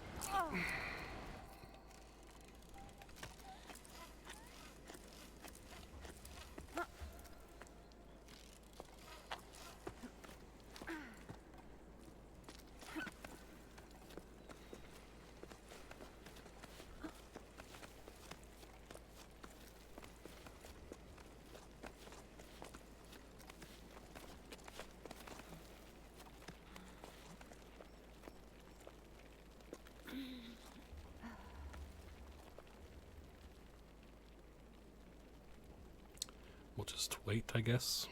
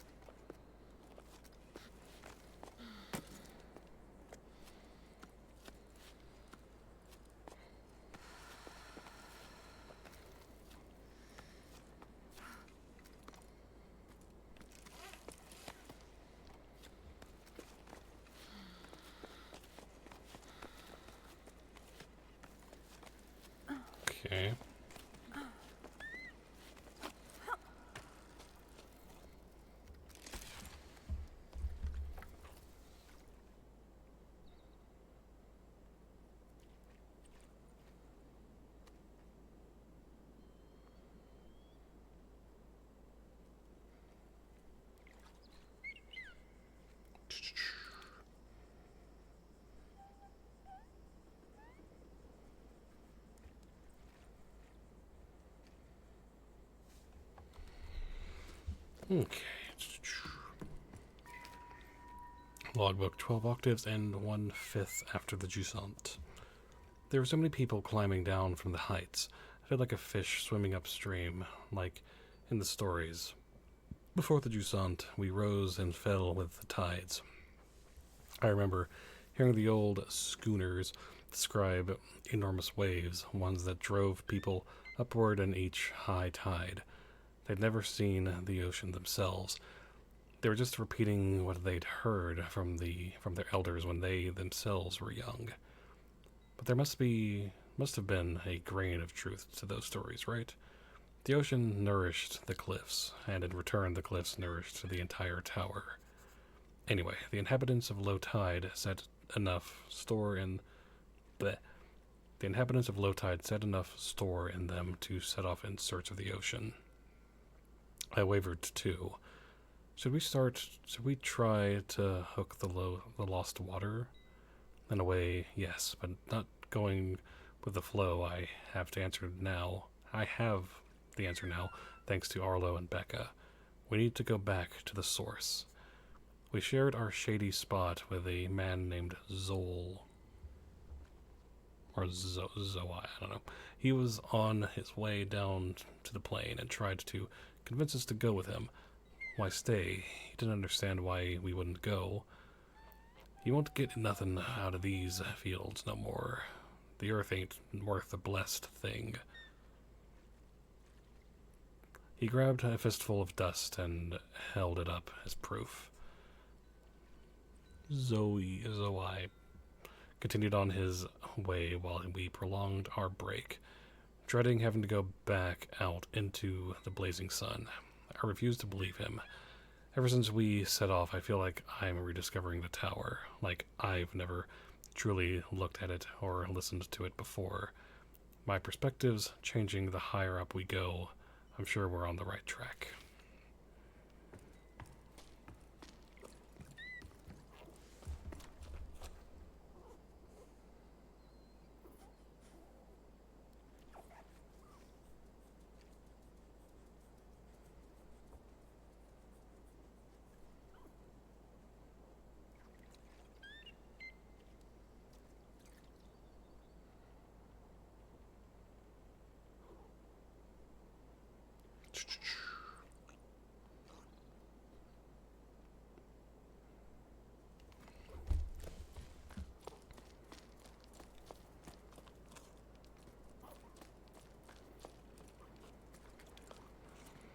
Alright, so up there, cool.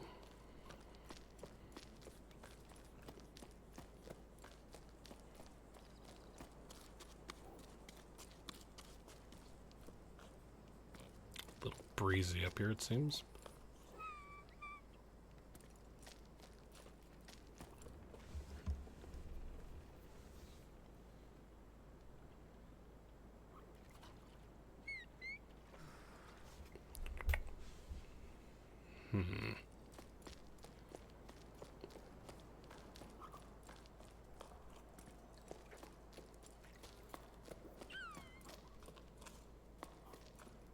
Just another one of those.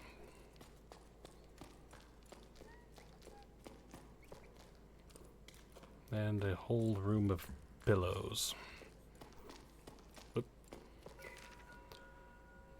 Umbrella Gazette, issue 21, 7 octaves and 3/6 after the Jusant. Editorial: brown or black fur, big ears, prone to both nervousness and laziness. There's nothing more common than a choco. Too dull and unremarkable for a special issue, right? Wrong. In this issue of the Gazette, we'll do our best.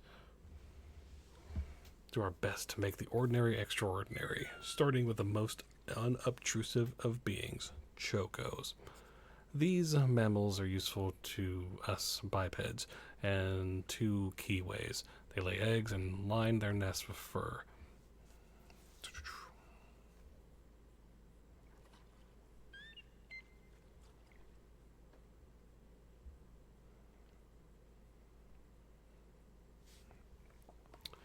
Providing delicious meals and dense balls of wool, not the other way around.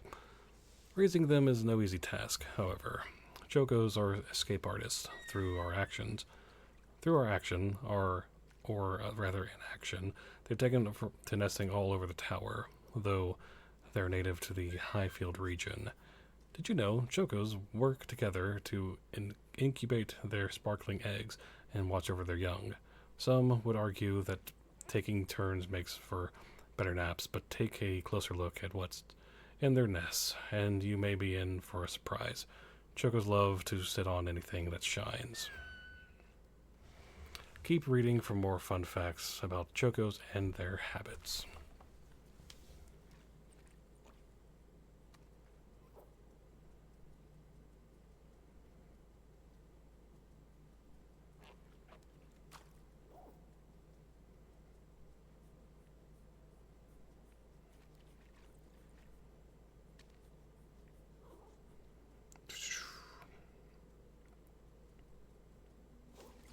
Okay.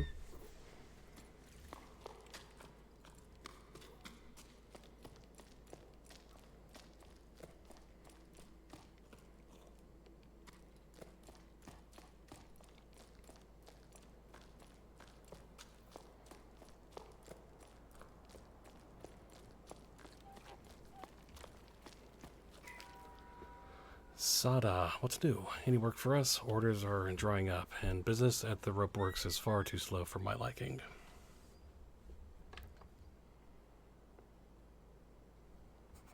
I'm starting to get bored. I've brushed up on all my knots, and I've done the accounting I've been putting off for cycles, and oof, dusted all the machines, but now we're stuck twiddling our thumbs. We're not very good at doing nothing.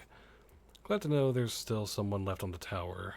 Sada went with the flow, just like everyone else. I don't really see what they're expecting to find in the desert. It's not like the sun's going to budge any more than it does here. No need for new ropes, but you're welcome to come by whenever you like. You'll soon get used to doing nothing, you'll see. It suits us, anyway. We have more time for each other. Cass.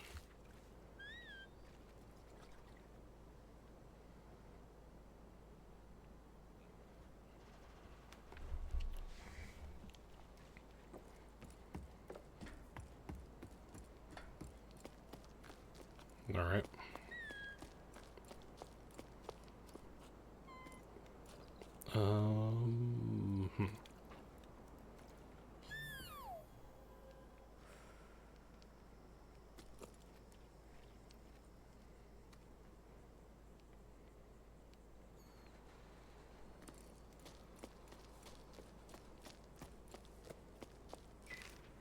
To the person who left a Carl bun in the canteen, I ate it.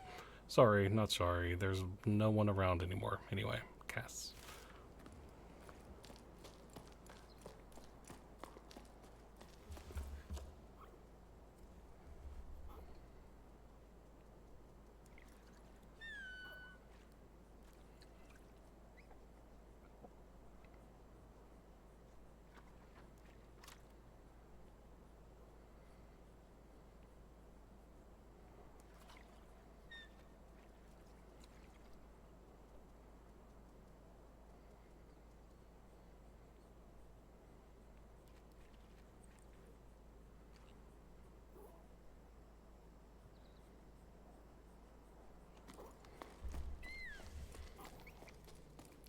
So this is back to the pillows. This we can't get into. No.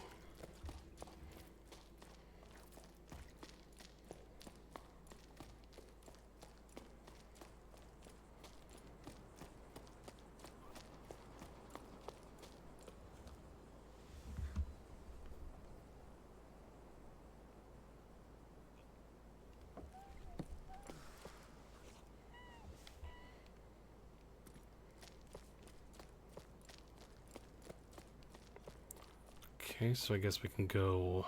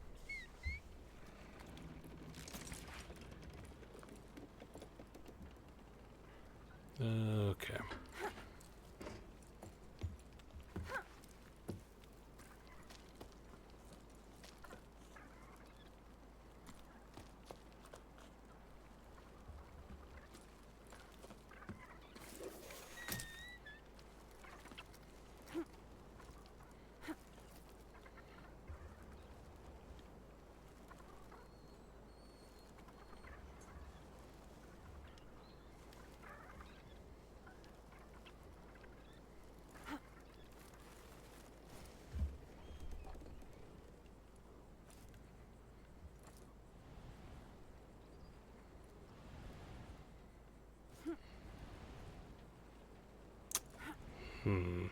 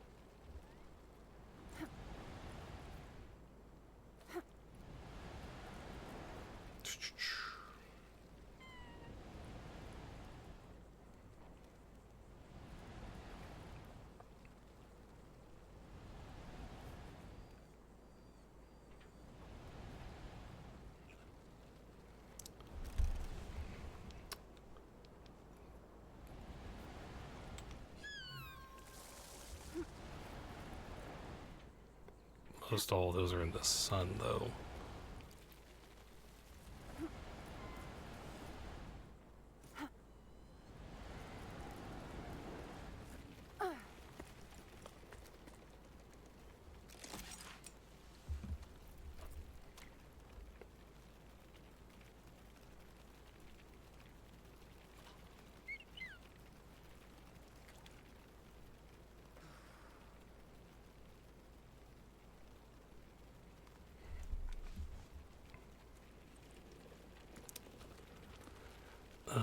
Okay.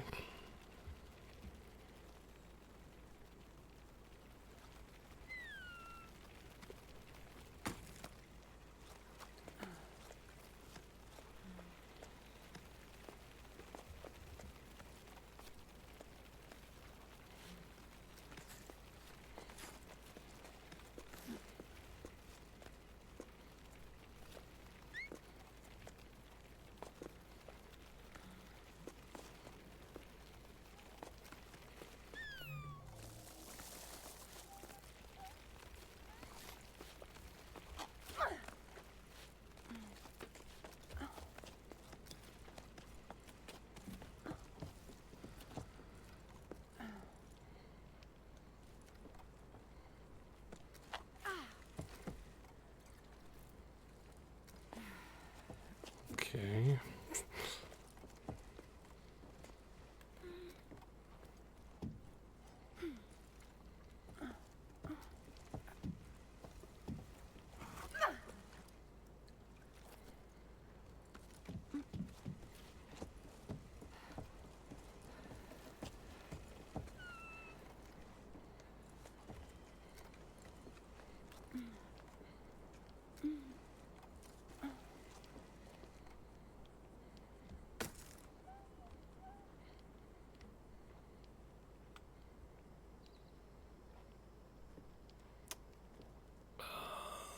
Hmm. Hmm.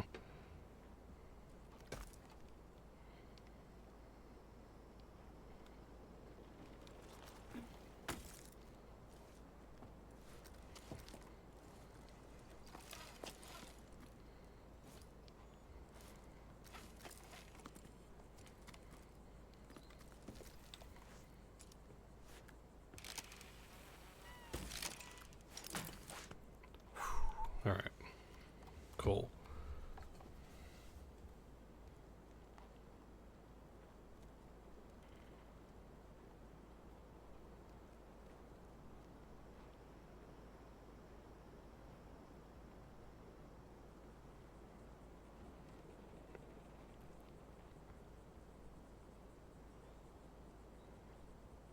Okay.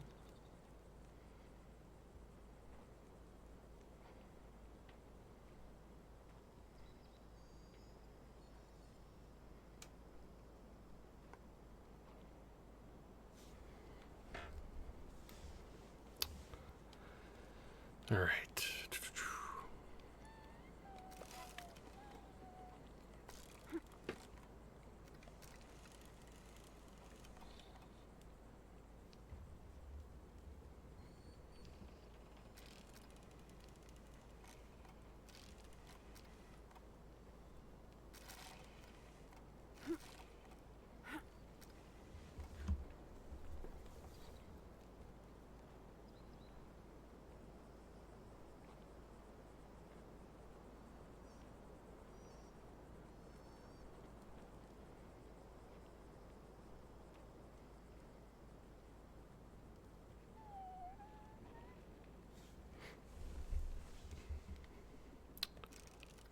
Um,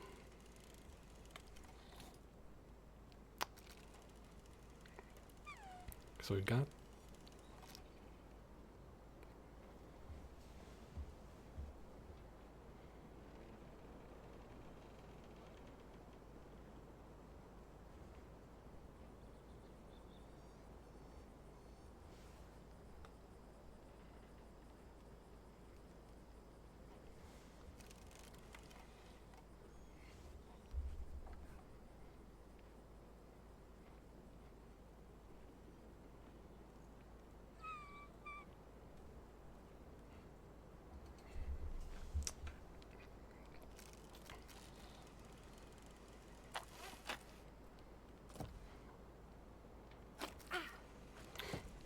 nope.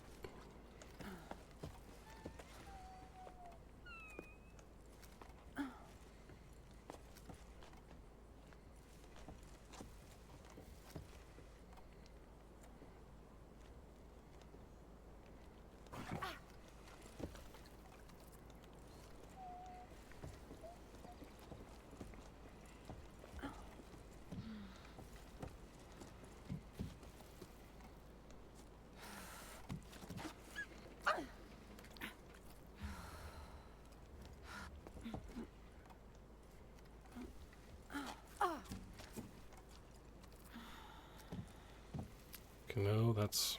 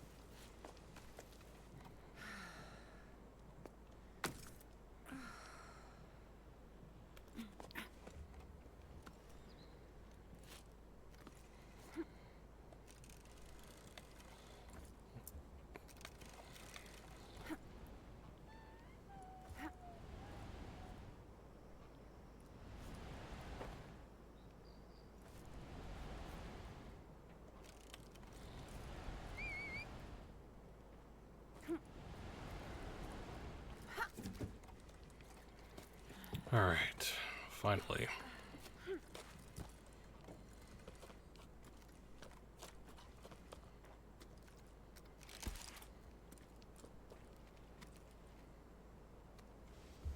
Just chill for a little bit.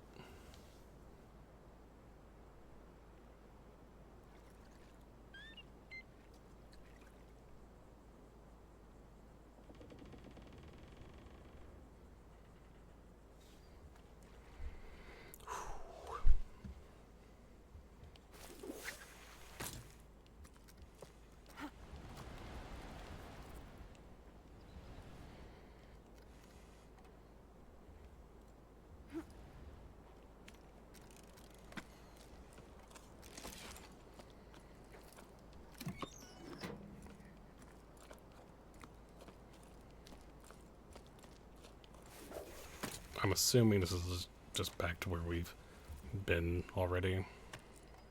Yeah.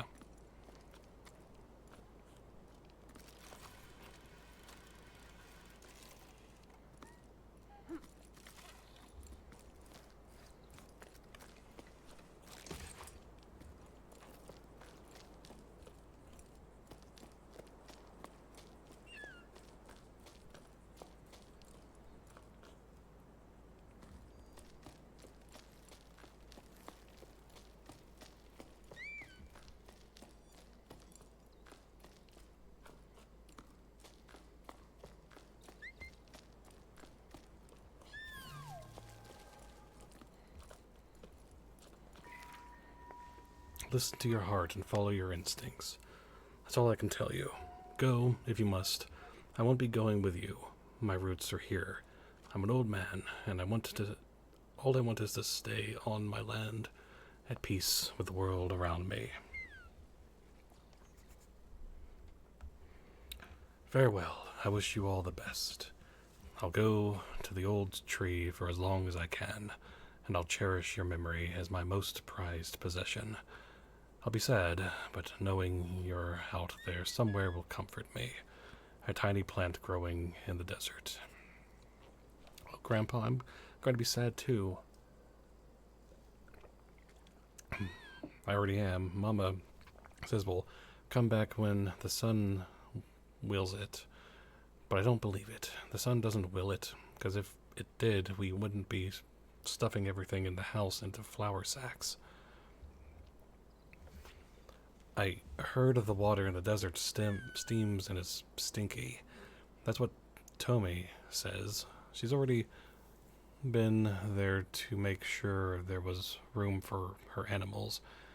She's going back with us. Unky says if you change your mind, you know where to find us. He doesn't want to write to you. He says you made Mama mad, and that I shouldn't be writing this. I love you, and I don't want to go. But I'm going, so bye. Grandpa Ez.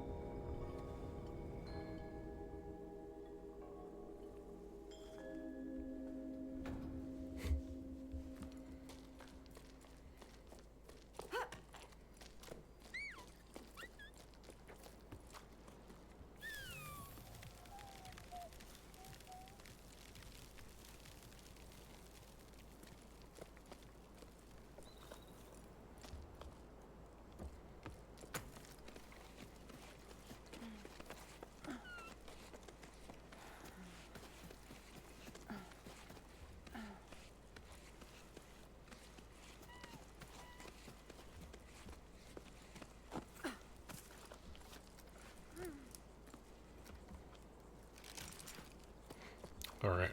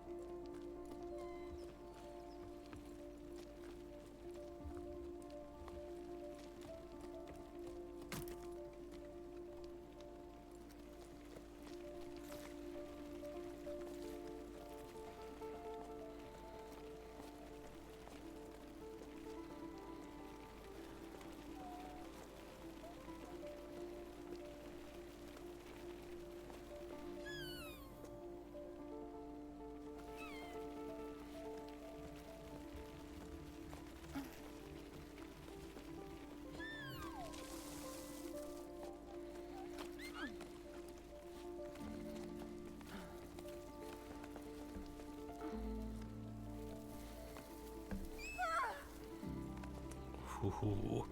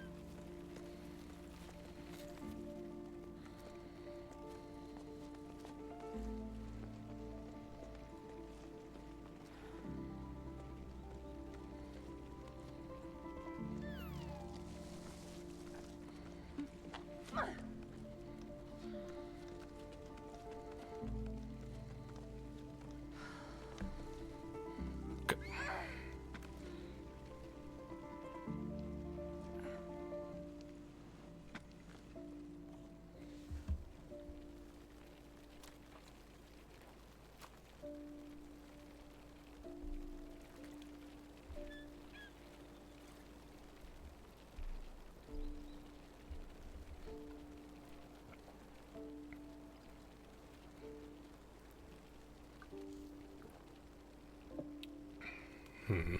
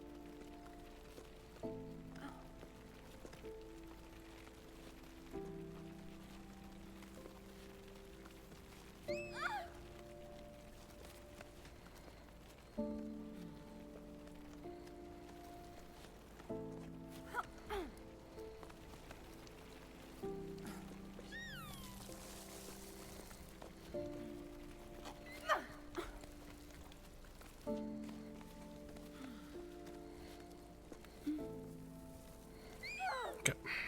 Dang it.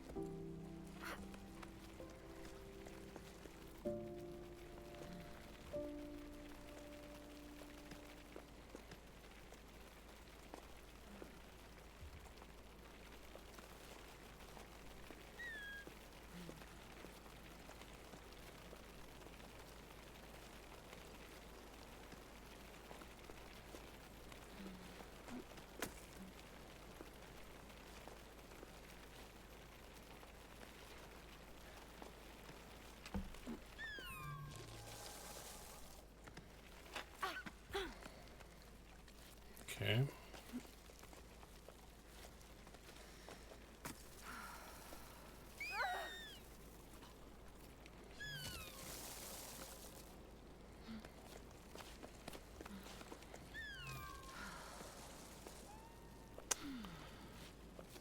Hmm.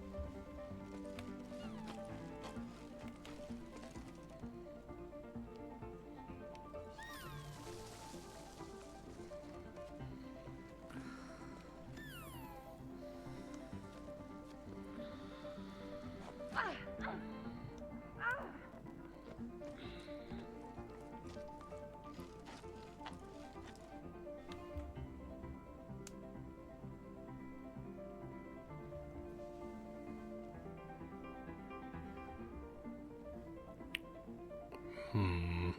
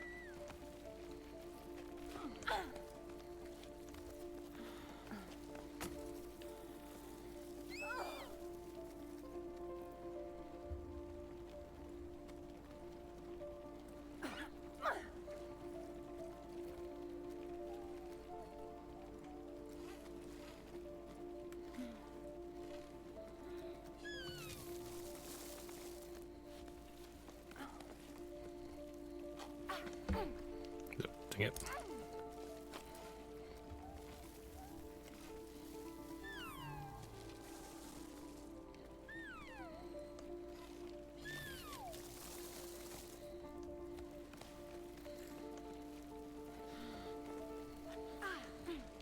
Nope.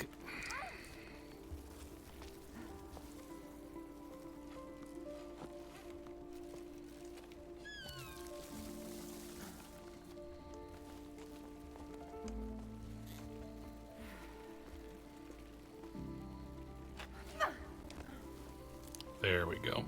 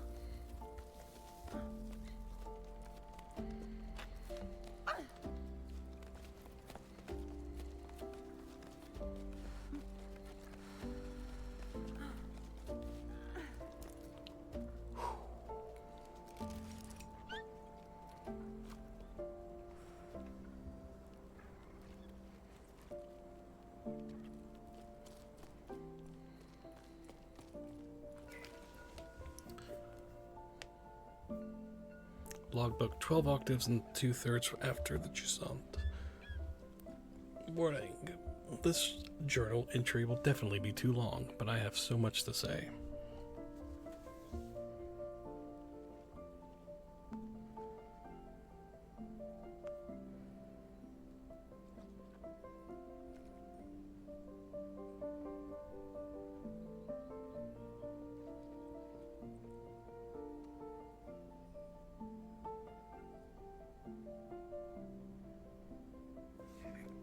I got to see Emmy again. I'm so glad I got to drop anchor at her hut.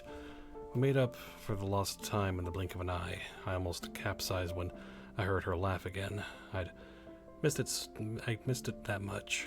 She started by grumbling about something before shrugging and changing the subject, just like old times. I found myself chattering endlessly. The words flooded out of me. I told her everything, from my parents getting ready to pack up and go to our theories about water and the clouds. Everything got all jumbled up, and I could tell my chatter made no sense, but she nodded as though she never heard anything more profound. It was about then that I realized the whole team was gawking at us with round fish eyes. Oops. How long had I been standing there talking to Emmy? Right in front of them. I hadn't even set my pack down yet. It was so awkward. Emmy gave a frown and barked orders at the assembled group. There was hard track to prepare for everyone at the hut and mattresses to air out, plus the salt the wind had blown into the corners. Everyone sprang up and got to work without another word. Emmy's one tough cookie, that's for sure. Plus, she was armed with a wooden spoon that she was brandishing wildly. A pot was soon set to heat in the sun while Sol swept the floor and Arlo scraped the plates. Emmy gave me a wink, and I laughed harder than I had in ages. Later on, with our stomachs full and feet bandaged, Emmy told us the stories she heard from travelers who stopped by her hut. One of them grabbed my attention. The legend of the Piper. A musician of old, he was said to travel from region to region with his flute to make it rain. I'd never heard tell of it back home, but Arlo and Becca had. Where they're from, they say that he'd celebrate the rain's arrival rather than making it rain. When comes the water, dances the Piper. I'm writing to keep my hands occupied, but I can't settle down, as though staying busy will delay our departure. I've already rewound all my rope and checked on my pack. I brought way too many things aboard, and in this heat, besides, maybe I don't need these 3 teapots or my favorite flower pots after all. I couldn't just leave them behind, but I know I can't go on like this. I'm entrusting them to you, Emmy. I hope they bring you as much comfort as they've brought me. I hope to see you again one day. I'm your crewmate always. Bianca.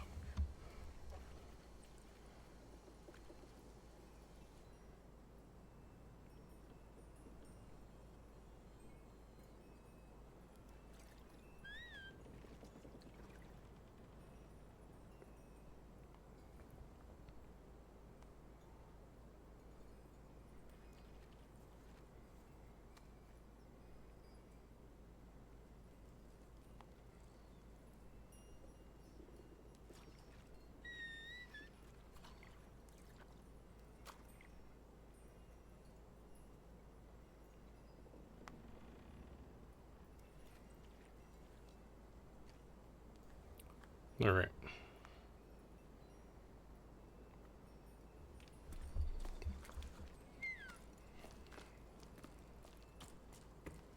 There is something rather, in an odd way, relaxing about doing the climbing in this game, I must say.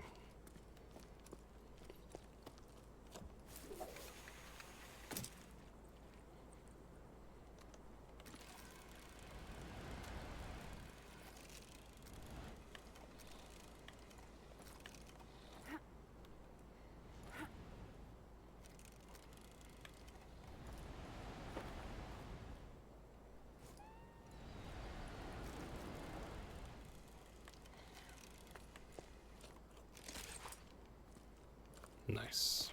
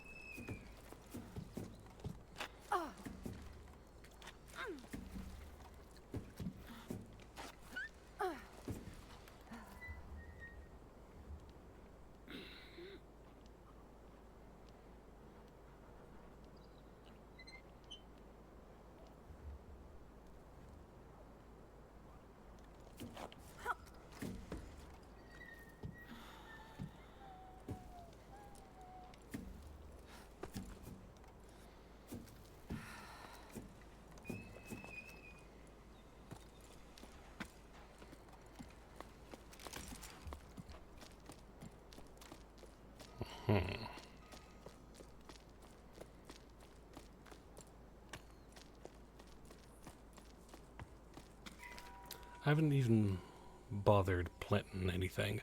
What's the use? It breaks my heart to see the crops dying on the vine one by one and being powerless to stop it. I've fought the sun long enough. I'd rather quit now than break my back for nothing. I don't know what I'm going to do. Leave the farm, probably. Finally pay you a visit, maybe. Is the little one already climbing? To think that I still haven't met her yet. Maybe throwing in the towel isn't such a bad thing after all. Oh no, I'm sorry. What an awful situation you're in. But yes, come for a visit. We'll gladly make room. The little one just started preschool. Can you believe it? She's growing so fast. She's incredible, you'll see. With each passing sleep, she learns something new. When I'm with her, I feel like I'm rediscovering the world around me. She gives me hope, again. I should warn you, though, she can be a handful.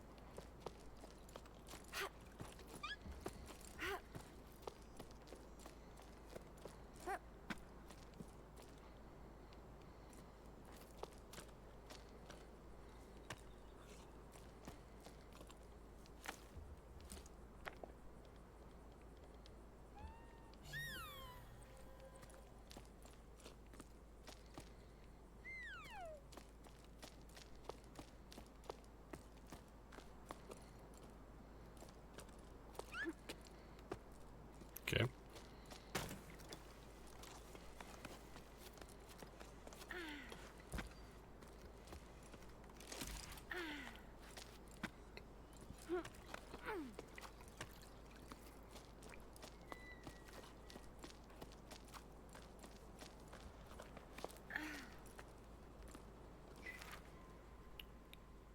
We know we know each other. Our parents know each other. I see you're suffering.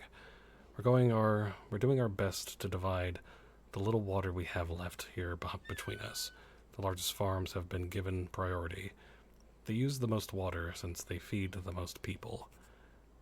I agree with what you say about needing to change the way we do things. We can't go on like this. It's not sustainable for you. You don't stand a chance compared to the big guys. We should convince them to share, pool our resources. Do you think that's possible? I'm not sending you water, but I am sending you courage, Joe.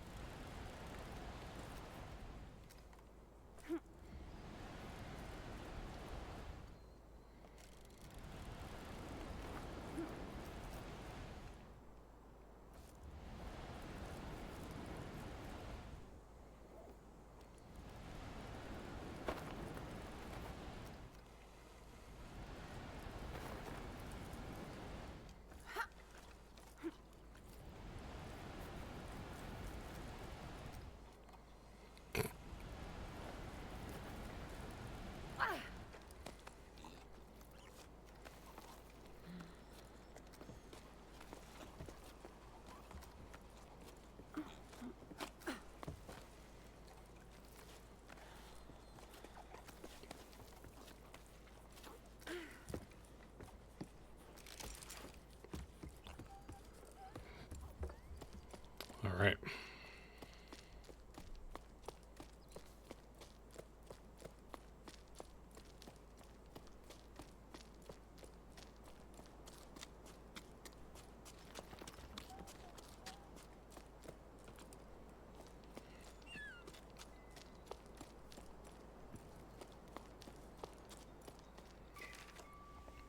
Hey, Ons, have you seen the latest posters? The one that say to eat more salt to quench your thirst? Together, let's save water. Salt your food, water saved today is water drunk tomorrow. It made me think of you. They're taking it too far. We're supposed to drink less while they use up all the water in the Great Basin to water those sun-scorched fields of theirs. Yeah, I saw. Every little bit counts. Honestly, have they got no shame? It's always the same with them. But it's sure working out well for the store. I've never seen so many customers, even though most of the villages are already abandoned. I'm running low on pickleweed, hearth salt, and rock salt. We've run out of plain flakes, though they're pretty bland and not what I'd recommend. At this rate, I'm going to have to start setting my personal stash.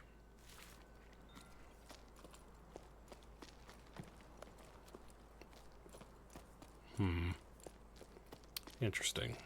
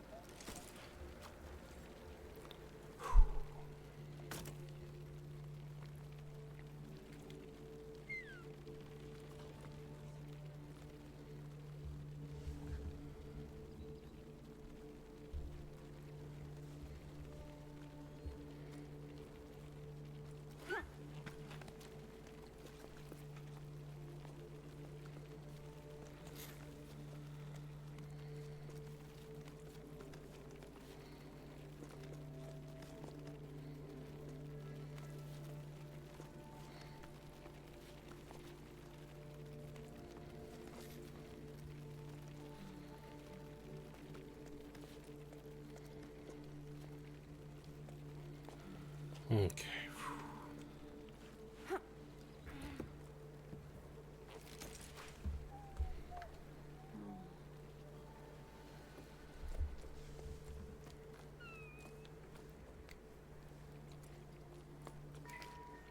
Well, we're leaving the tower. The village has been given a date. Can't believe it. I still think about our dance. The last festival already seems so long ago. It was so nice to forget about all this for a sleep. I didn't realize it at the time, but I think at some point I'd given up. But then, your laughter. The dizziness after that long waltz. The way you stepped on my feet. The way your cheeks glowed pink. I don't know how to ask you this, but want to come with me? Journey through life on the same pebble. I'm sorry, I know it's a short notice, but now I care enough to be afraid.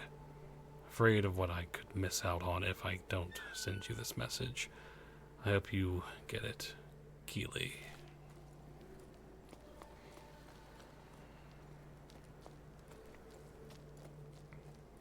I do like how it's, well, seemingly, as we've gone through, that messages are a little bit more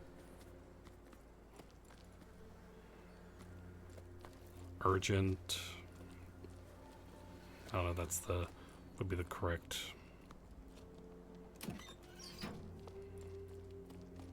terminology here, but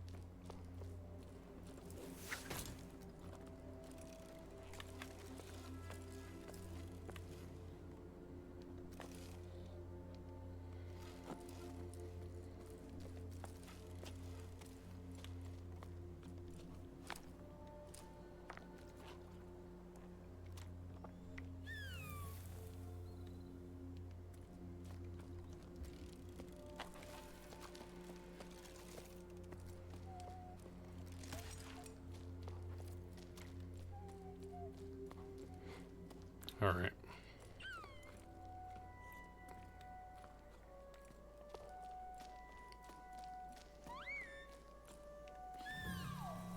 There's something about games like this where one I would like to try to find all the notes and all the collectible things, but also kind of like something about it makes it more better in terms of the immersion of the game, I guess, for lack of a better term. Um,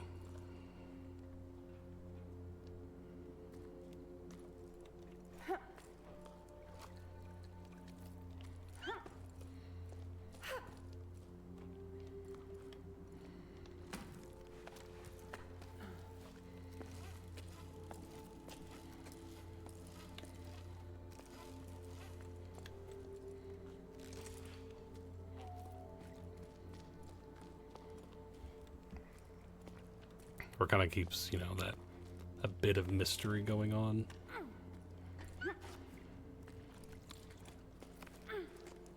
I just like that.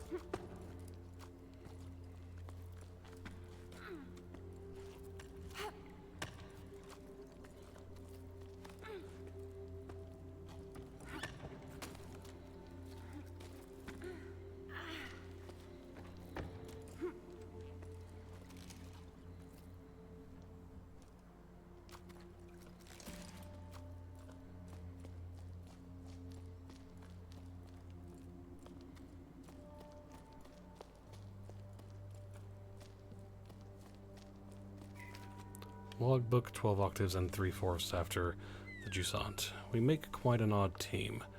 Eccentrics, hardliners, optimists, turn with the tides. I've never seen such different kinds of people working towards a common goal. Well, sort of. I'm not so sure I'm on the same page as the others anymore. I realize that the people around me have nets and harpoons, knives. They want to capture the ballasts. I was sure we'd set off on this adventure to prove they were real, that we were going to study them, figure out how they were linked to the rain's disappearance, solve the mystery of the Piper. Now I hope those creatures only exist in stories, because this expedition is starting to look like a hunting party. I feel so stupid for not seeing it before.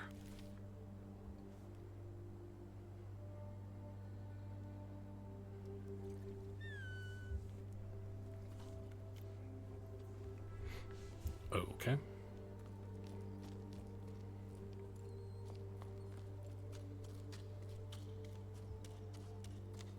Thanks, friendo! And hello, Kyo. And thank you for that raid.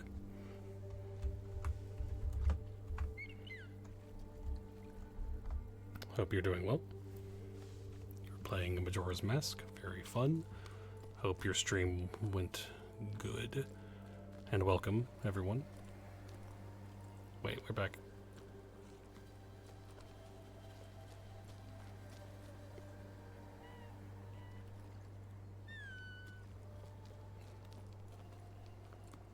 Thank you. I will definitely try. Glad you had fun. Majora's Mask is a good time, so... Okay, so we came... Okay, now I'm... Okay, we came here... Wait. No. But again, thank you for the raid. I always appreciate it. Right, so... Hold on. We got...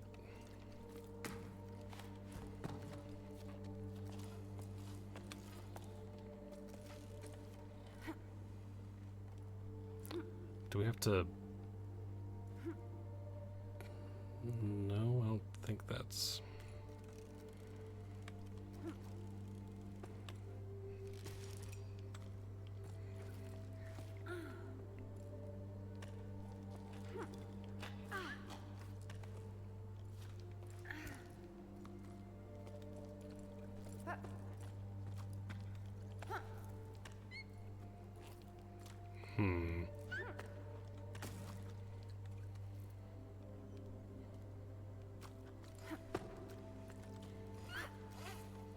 Whoa.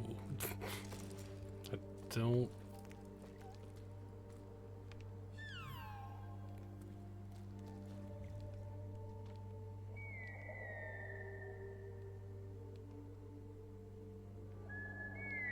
Okay, so there's something above us, there's something down there, but...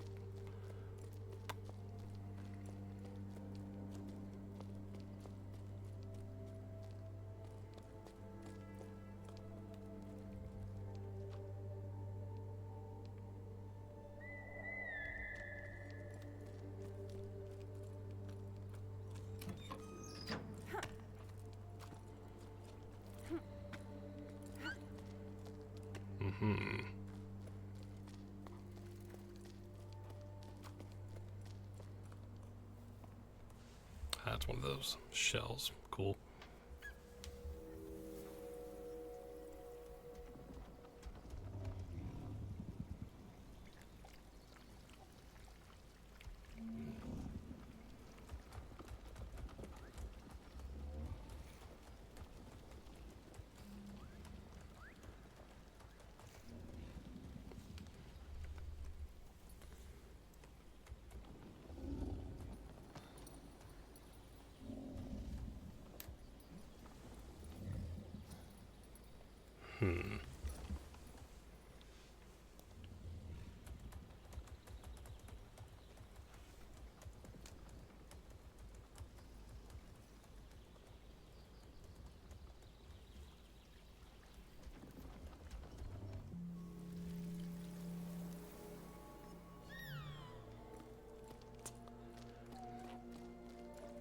Okay, so that...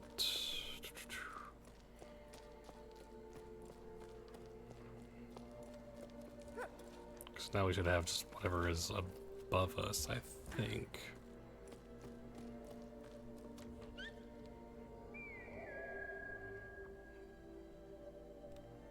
Alright.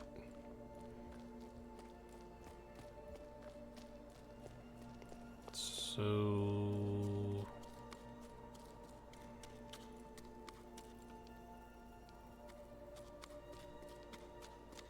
up we go, I guess? But then that just brings us back.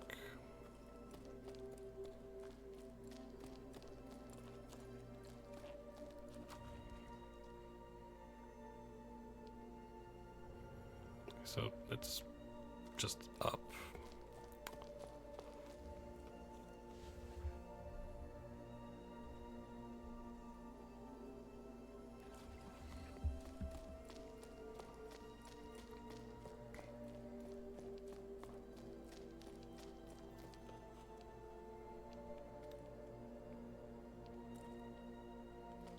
Let me check about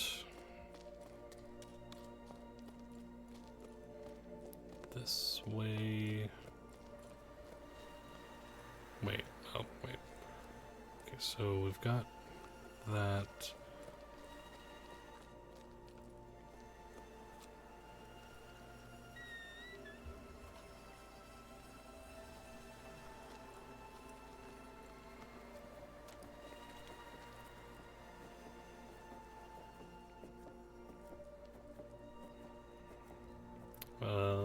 Let's see.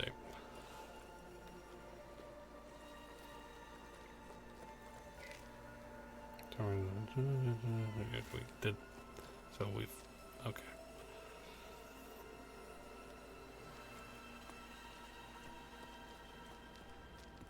Is there a way to get...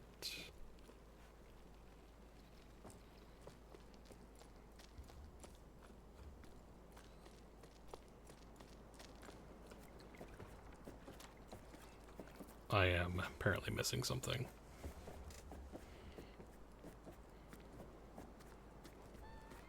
Because our obvious goal is to go up. But that...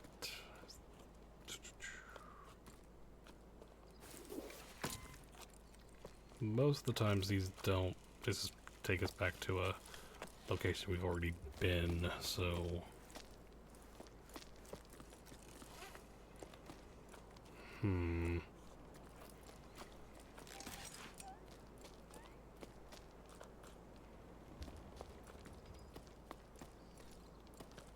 Got that.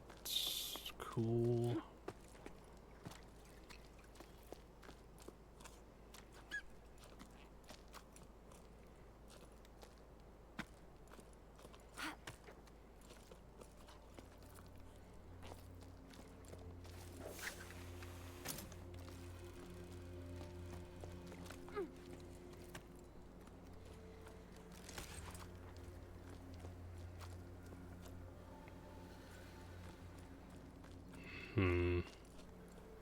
Do we go...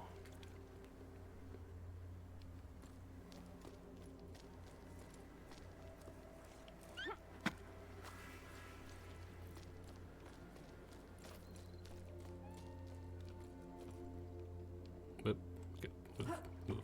There we go. The small brick impeded our movement. Okay, so we have this.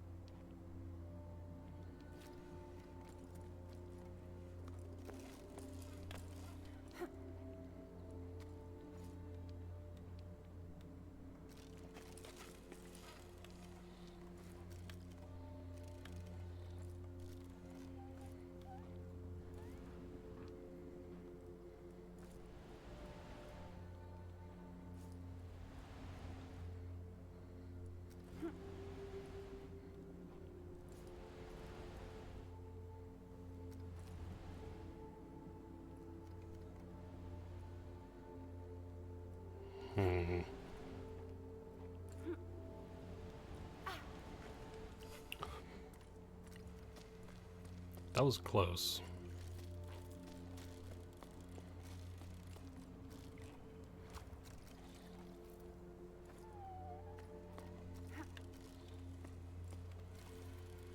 But no, not.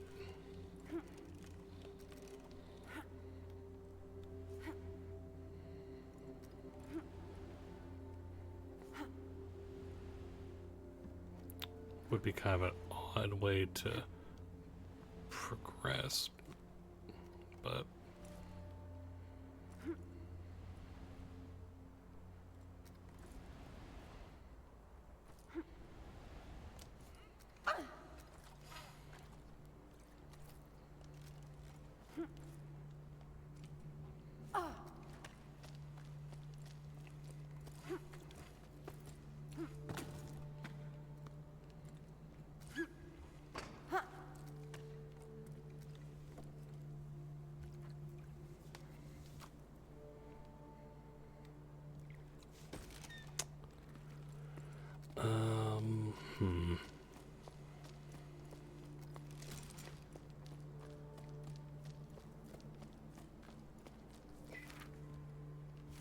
got that.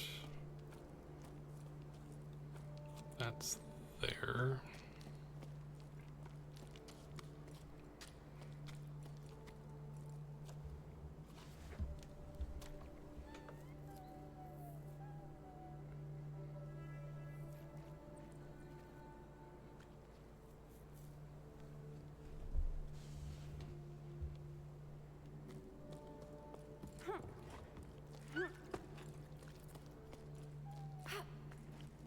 Just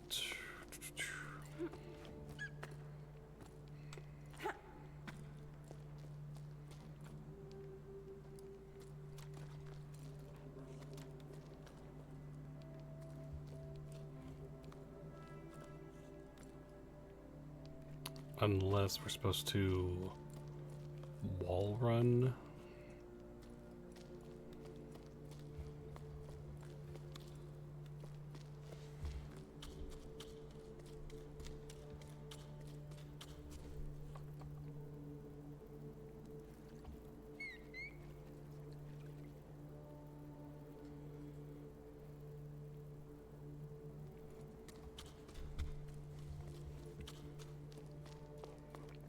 It might be it, I don't know, but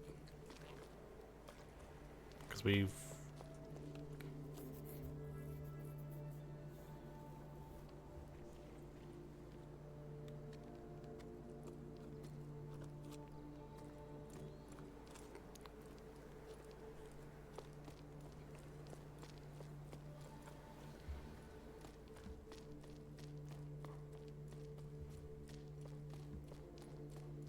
let me just test that real quick.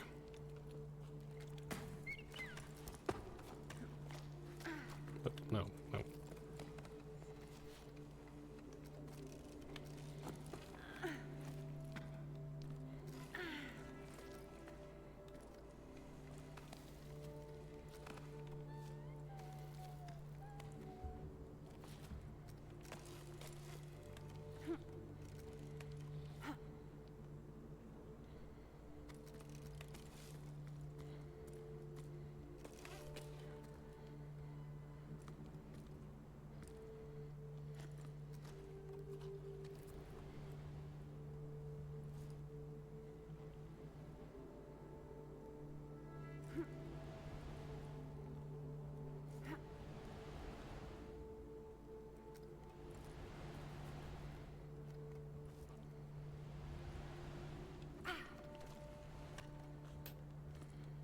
No.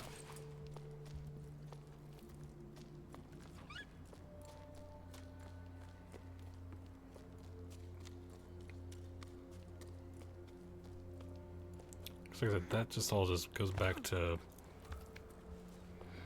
where we've been already, so I don't.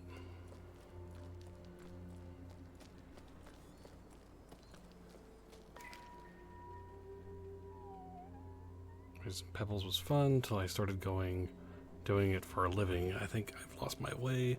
You know me, I wasn't really thinking ahead when I took over the old farm. I couldn't just abandon the pebbles my parents cared for all their lives. Sure, I never dreamed of delivering the mail, but it kept the animals fed and my debts paid. I kept my noggin above water, like they say around your parts. But since the villages have been uprooted, it's been so hard. Too few people on the cliffs, and too much distance to cover. I'm wearing myself and my animals out, and I'm getting nothing but crumbs. I can't go on like this.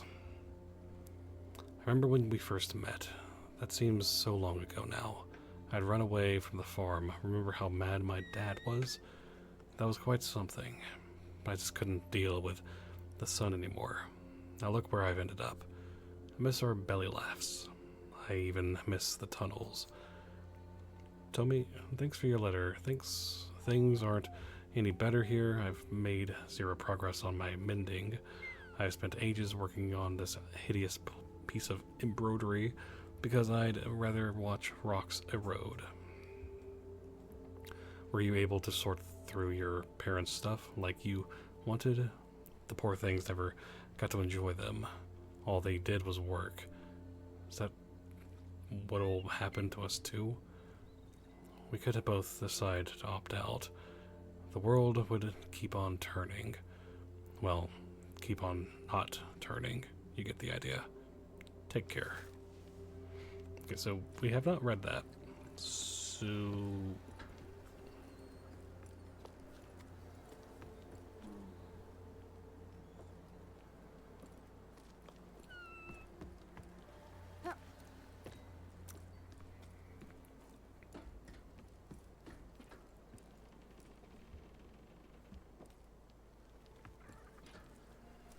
Hmm.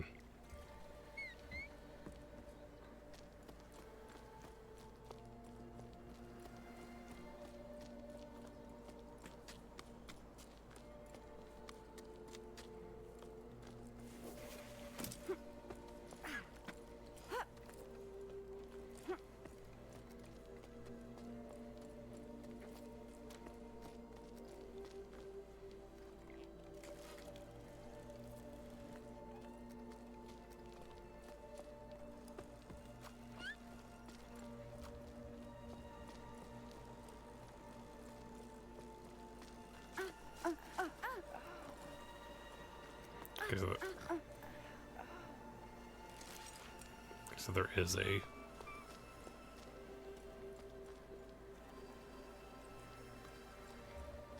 limit to it. All right.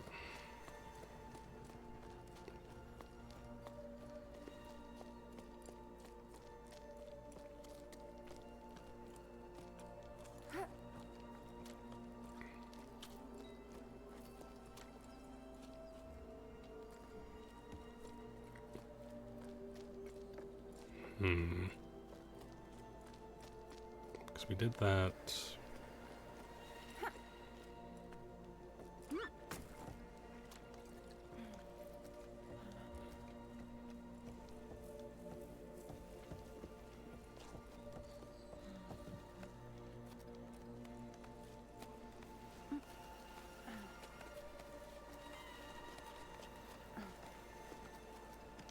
Hold on.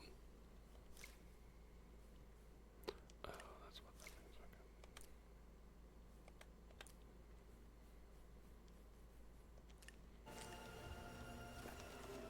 Okay.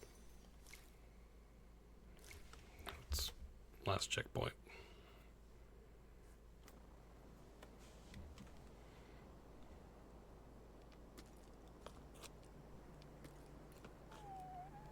Okay.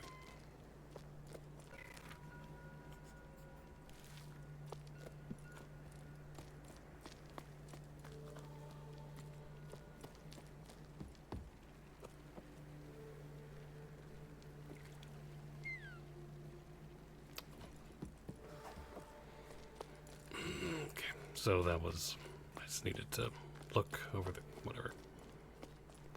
Let me just go get over this stuff over here real quick.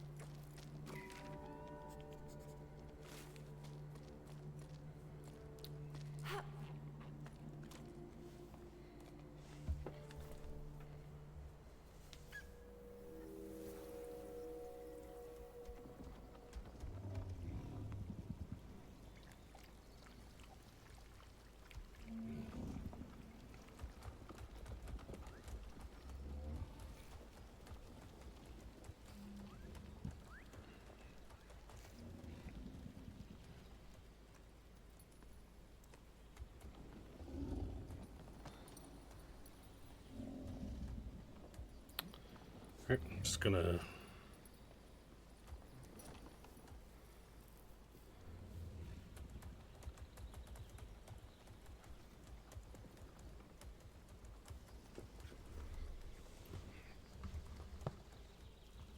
Okay.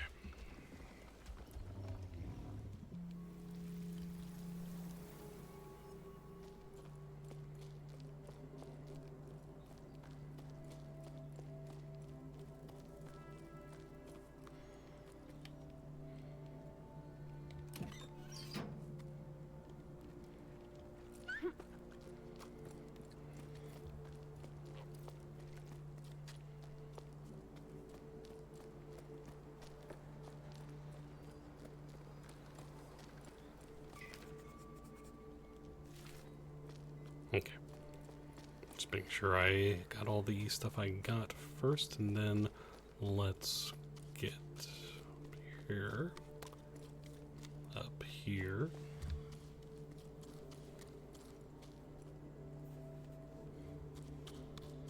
Wait.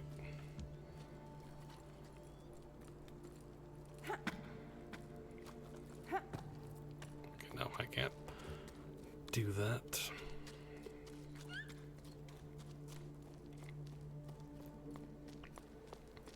All right.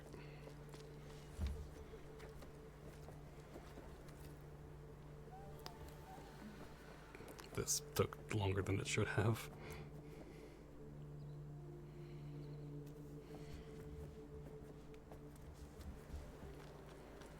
Whoa.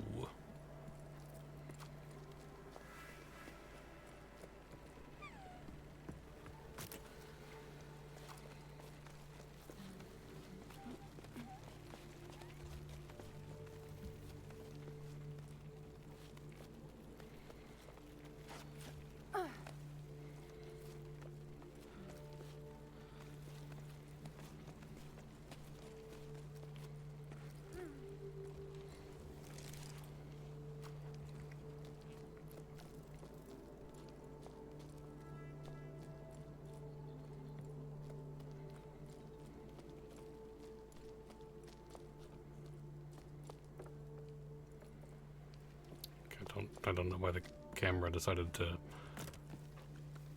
become fixed there, but whatever.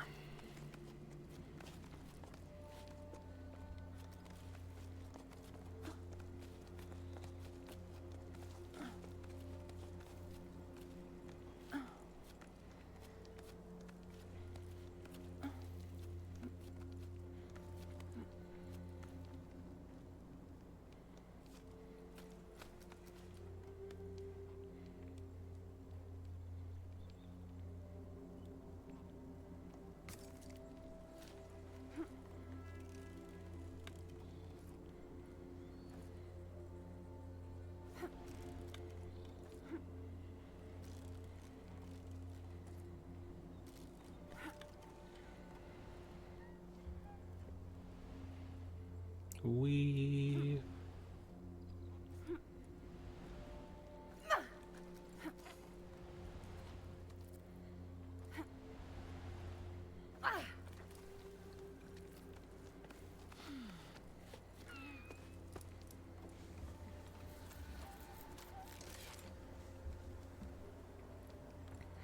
All right.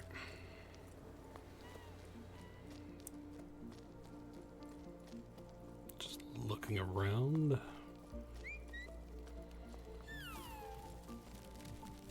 Cool.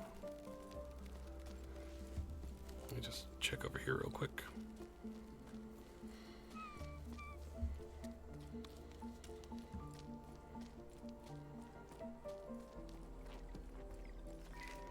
I don't get what the deal is with parents in the ocean. It's all they talk about. We have to explore the Great Plain, go further across the oceanic ridges, find the ocean, blah blah blah. Fine, I set sail for the desert if you want, but why should I have to come along too? They're getting on my nerves. Honestly, I'm kind of scared. I bet I'll get dizzy walking horizontally. Nope, no thanks. Not for me. So that's it, Nil. You're leaving? I wouldn't mind going off on an expedition instead of bleh, marinating in this old place. It's so boring here. You have no idea. Can't take it anymore. If I have to roast, at least let me roast in the desert where things are happening. Plus, what if you found a spring? You'd be famous. Famous? Well, famous. All right.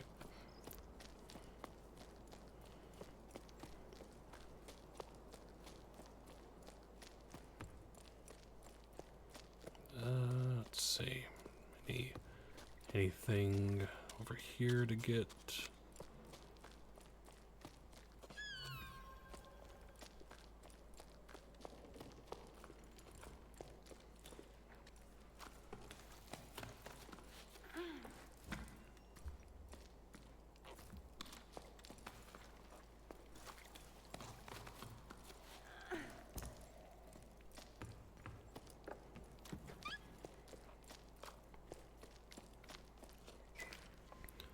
The other sleep. Rose asked me to tell him a bedtime story. He's getting to be a big boy now, but I love it when I can still pretend he's little. I decided to tell him the tale of the long rain. I told him about the overflowing canals, high tide, the locks, and so on, but eventually he stopped me because he didn't understand.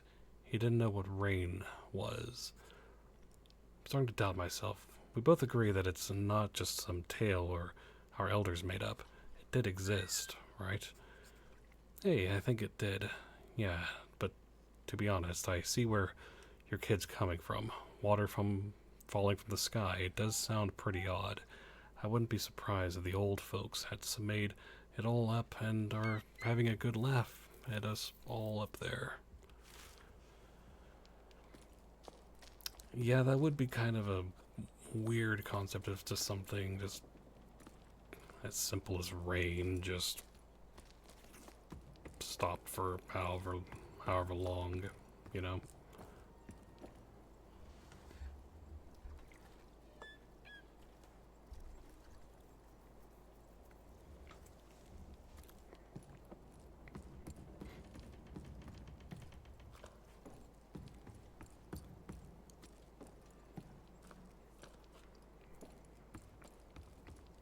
And I guess this just goes back down.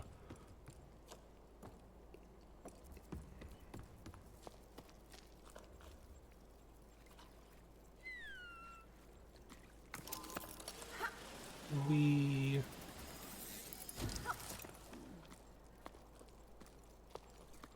right back to right there. Cool.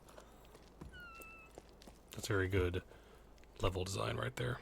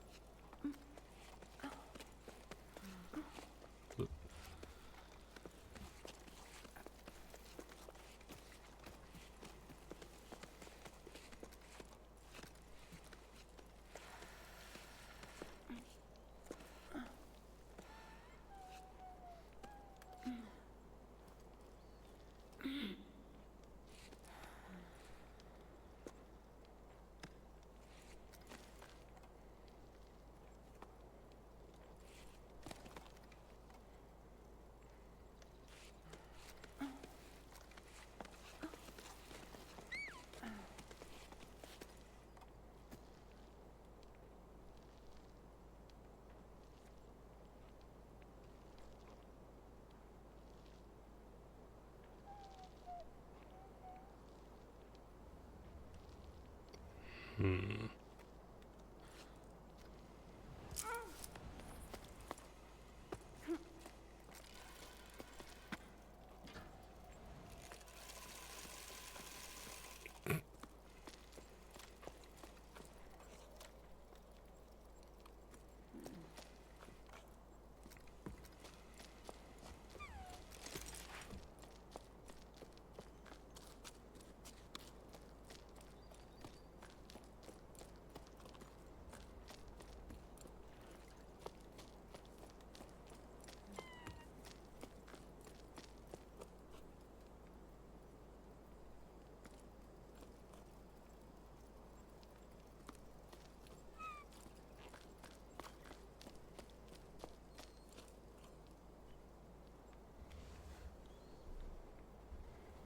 Hmm.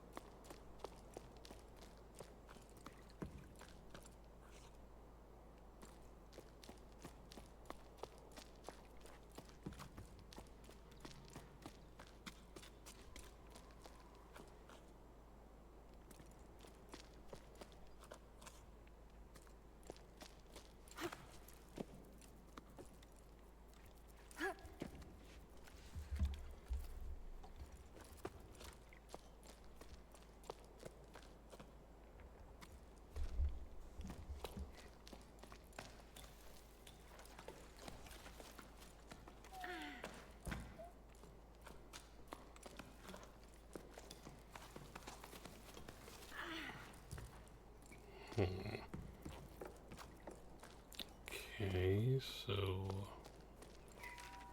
yeah, we got that. Okay.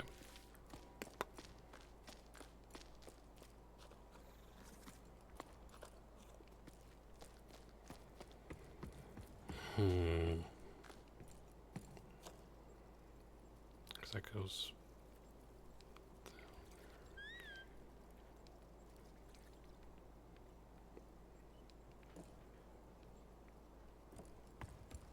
Like,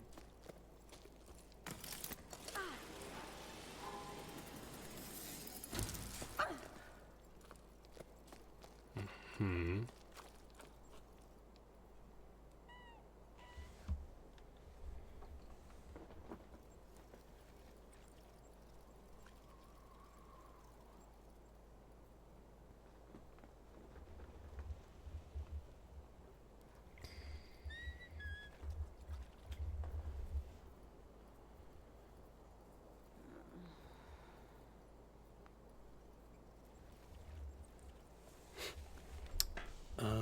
Where?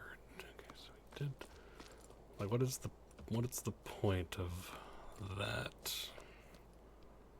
Was it supposed to make a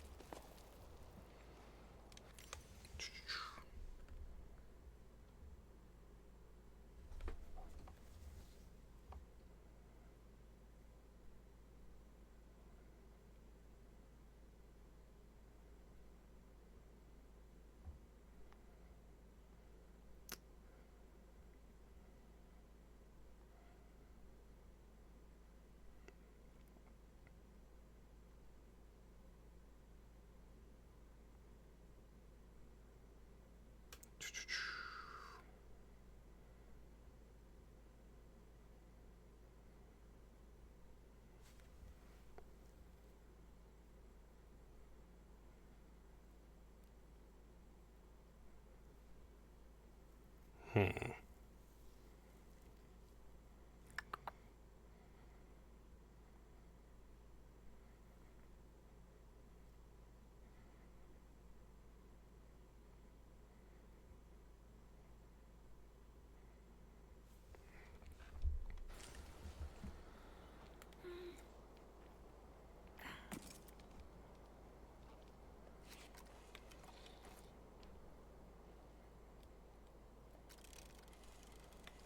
I don't know what this would accomplish.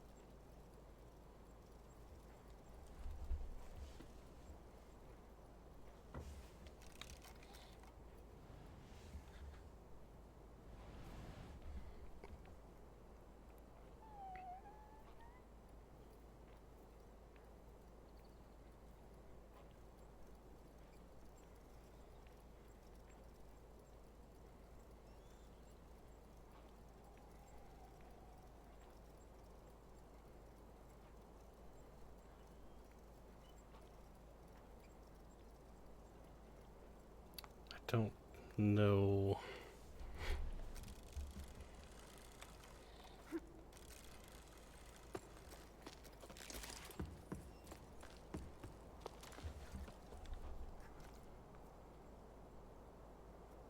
Don't know.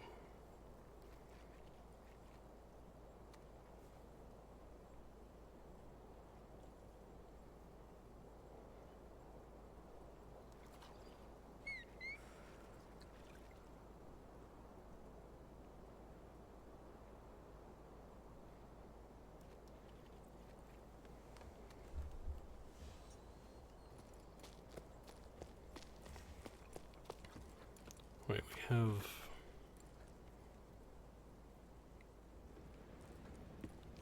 Hold on. I don't know why I didn't... Whoa.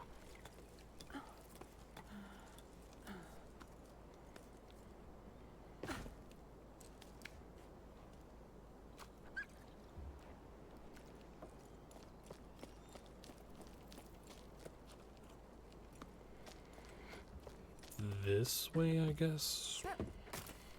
Wait. Oh. No.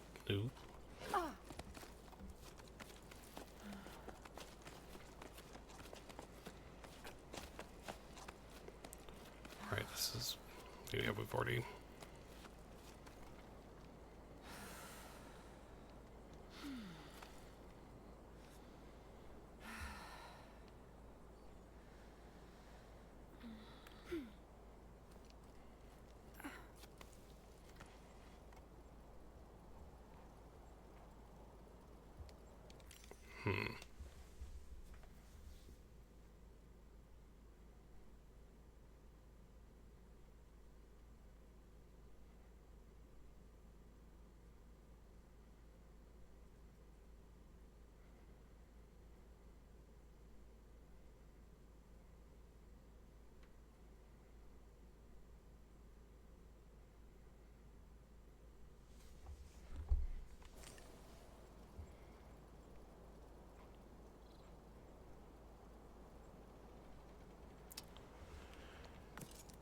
Let's see.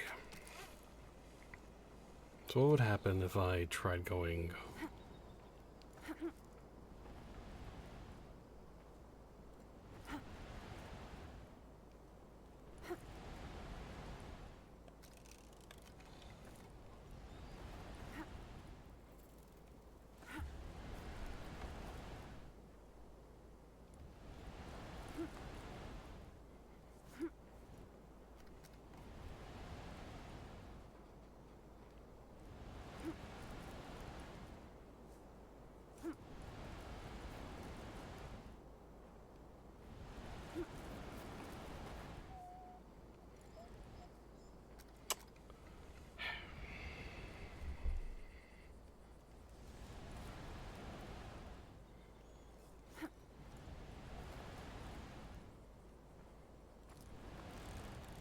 Whoa.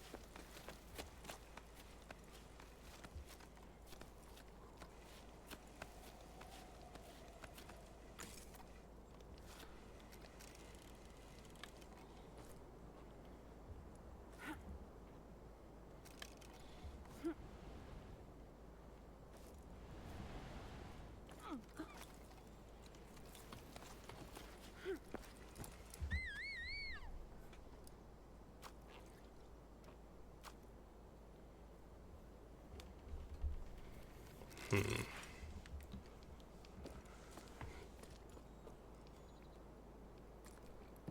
so how do we get...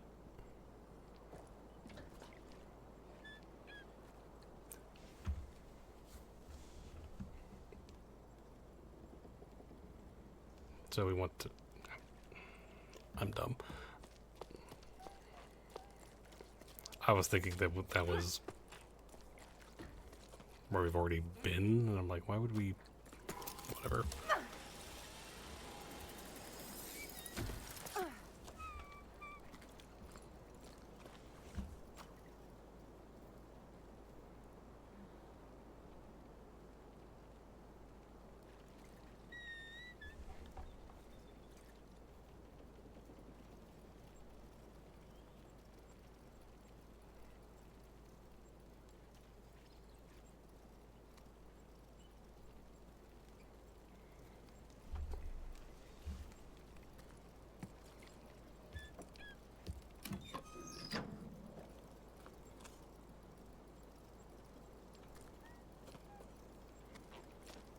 Okay.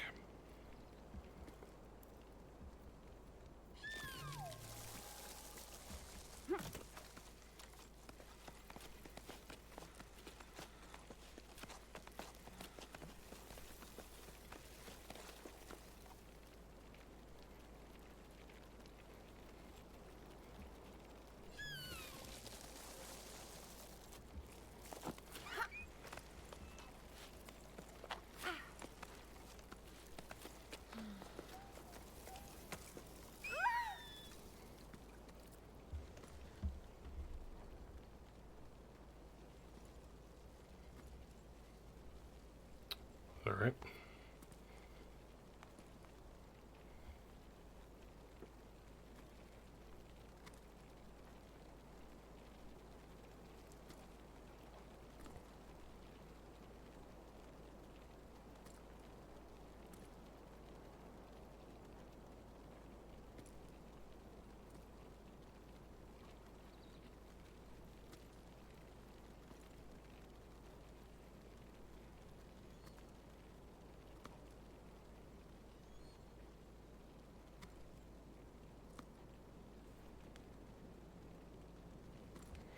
Okay.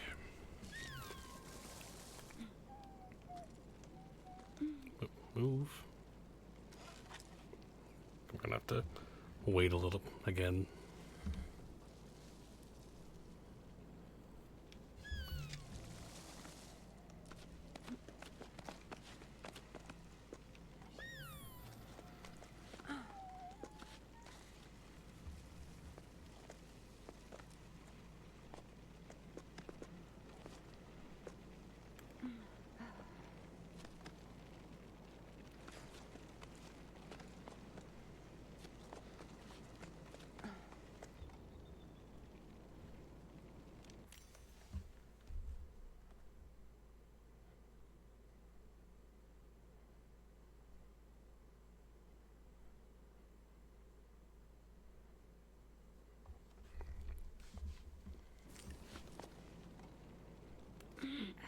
Guess we want to get up there.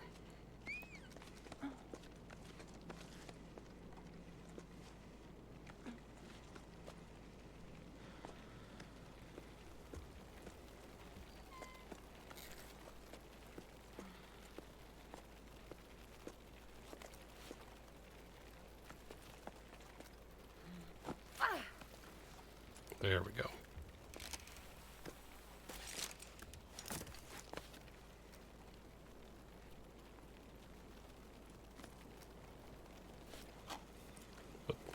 Whoa.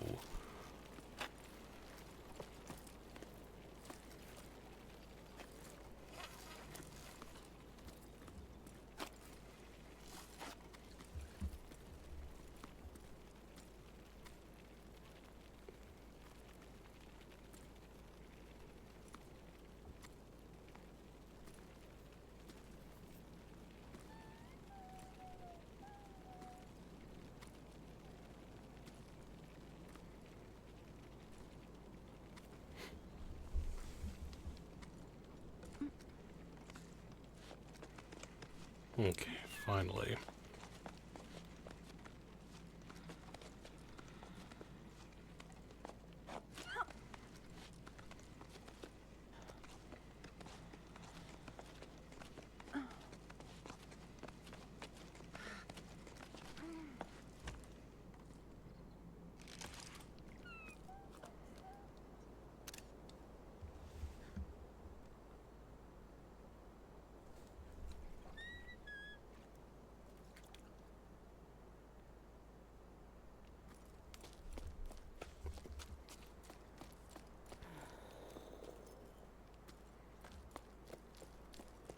Anything else around before I... Logbook 12 octaves and 2 sevenths after the Jusant. Old stones, paintings and gathering dust, and this wall that used to tell time. Now rendered useless. These ruins are like my old lighthouse. I'm sure of it. They're reassuringly familiar, which is something I really needed. I thought I'd find answers on this climb, but I'm realizing I don't know what questions to ask. I think back to the Bianca I was just a few sleeps ago, so full of certainty. Small fry that I was back then. Now as I write this, I wonder, why did I set off on this adventure? No answer, of course. The building watches in silence. I guess I'll have to keep climbing to find out what I'm looking for. But the clouds above us are still so small. I feel so far away from everything. Around me, my teammates snore, lost in the rise and fall of sleep. I wish I could close my eyes and rest too, but I can't stop my mind from wandering. What's the connection between the Piper and the ballasts? Arlo and Becca's legends don't say, but I think they're two sides of the same coin. The water in the clouds and the Piper's rain. I'm sure if I could just untangle this rigging, I could convince the group to lay down their weapons.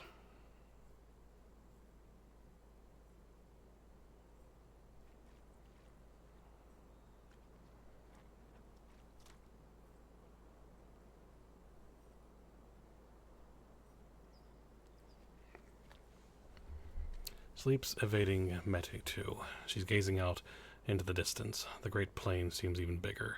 From up here, I feel very small and lost, like a little shell clinging to the side of the cliff.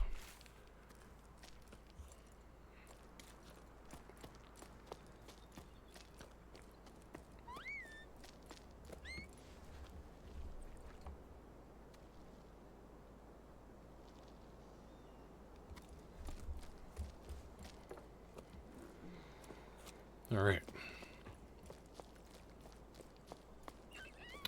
So this has gone longer than I thought it would, but that's fine. I am enjoying it, so...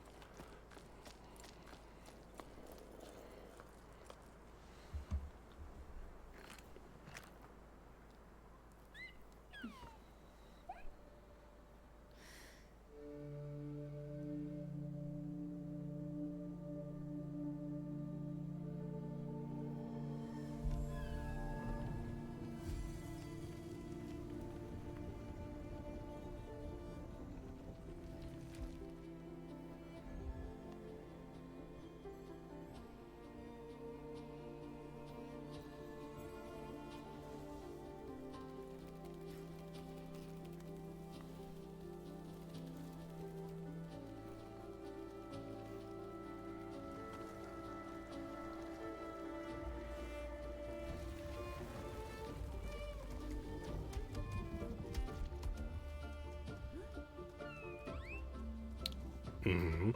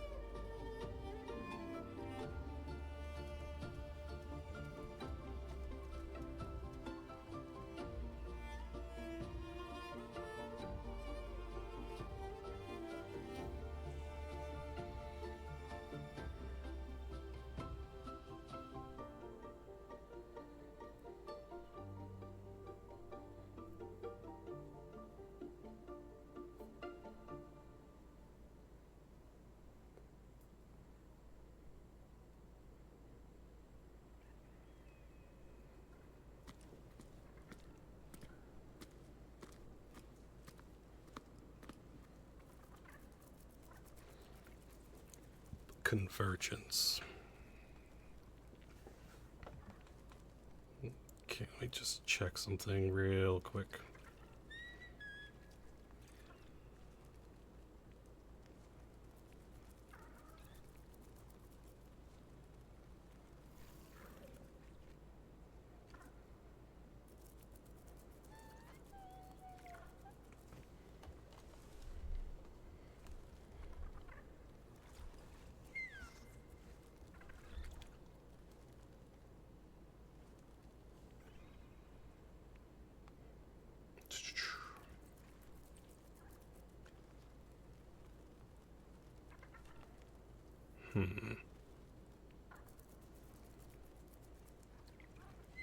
You know what I think?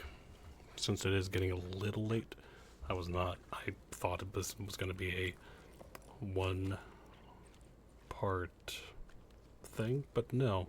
The game pleasantly surprised me that it is, well, if I maybe done some puzzles or whatever a little quicker, might have been, but I am very much enjoying this though.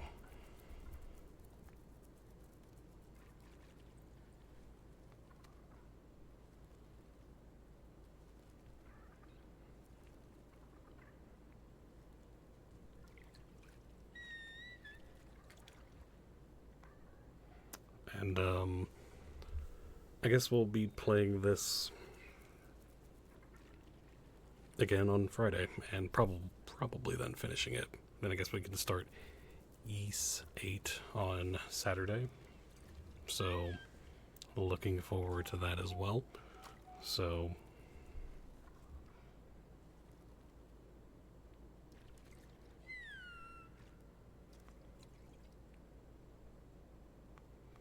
but yeah, so anyway, so thank you everyone for watching. Thank you again, Keo, for the raid. It is much appreciated. And yeah, so until next time.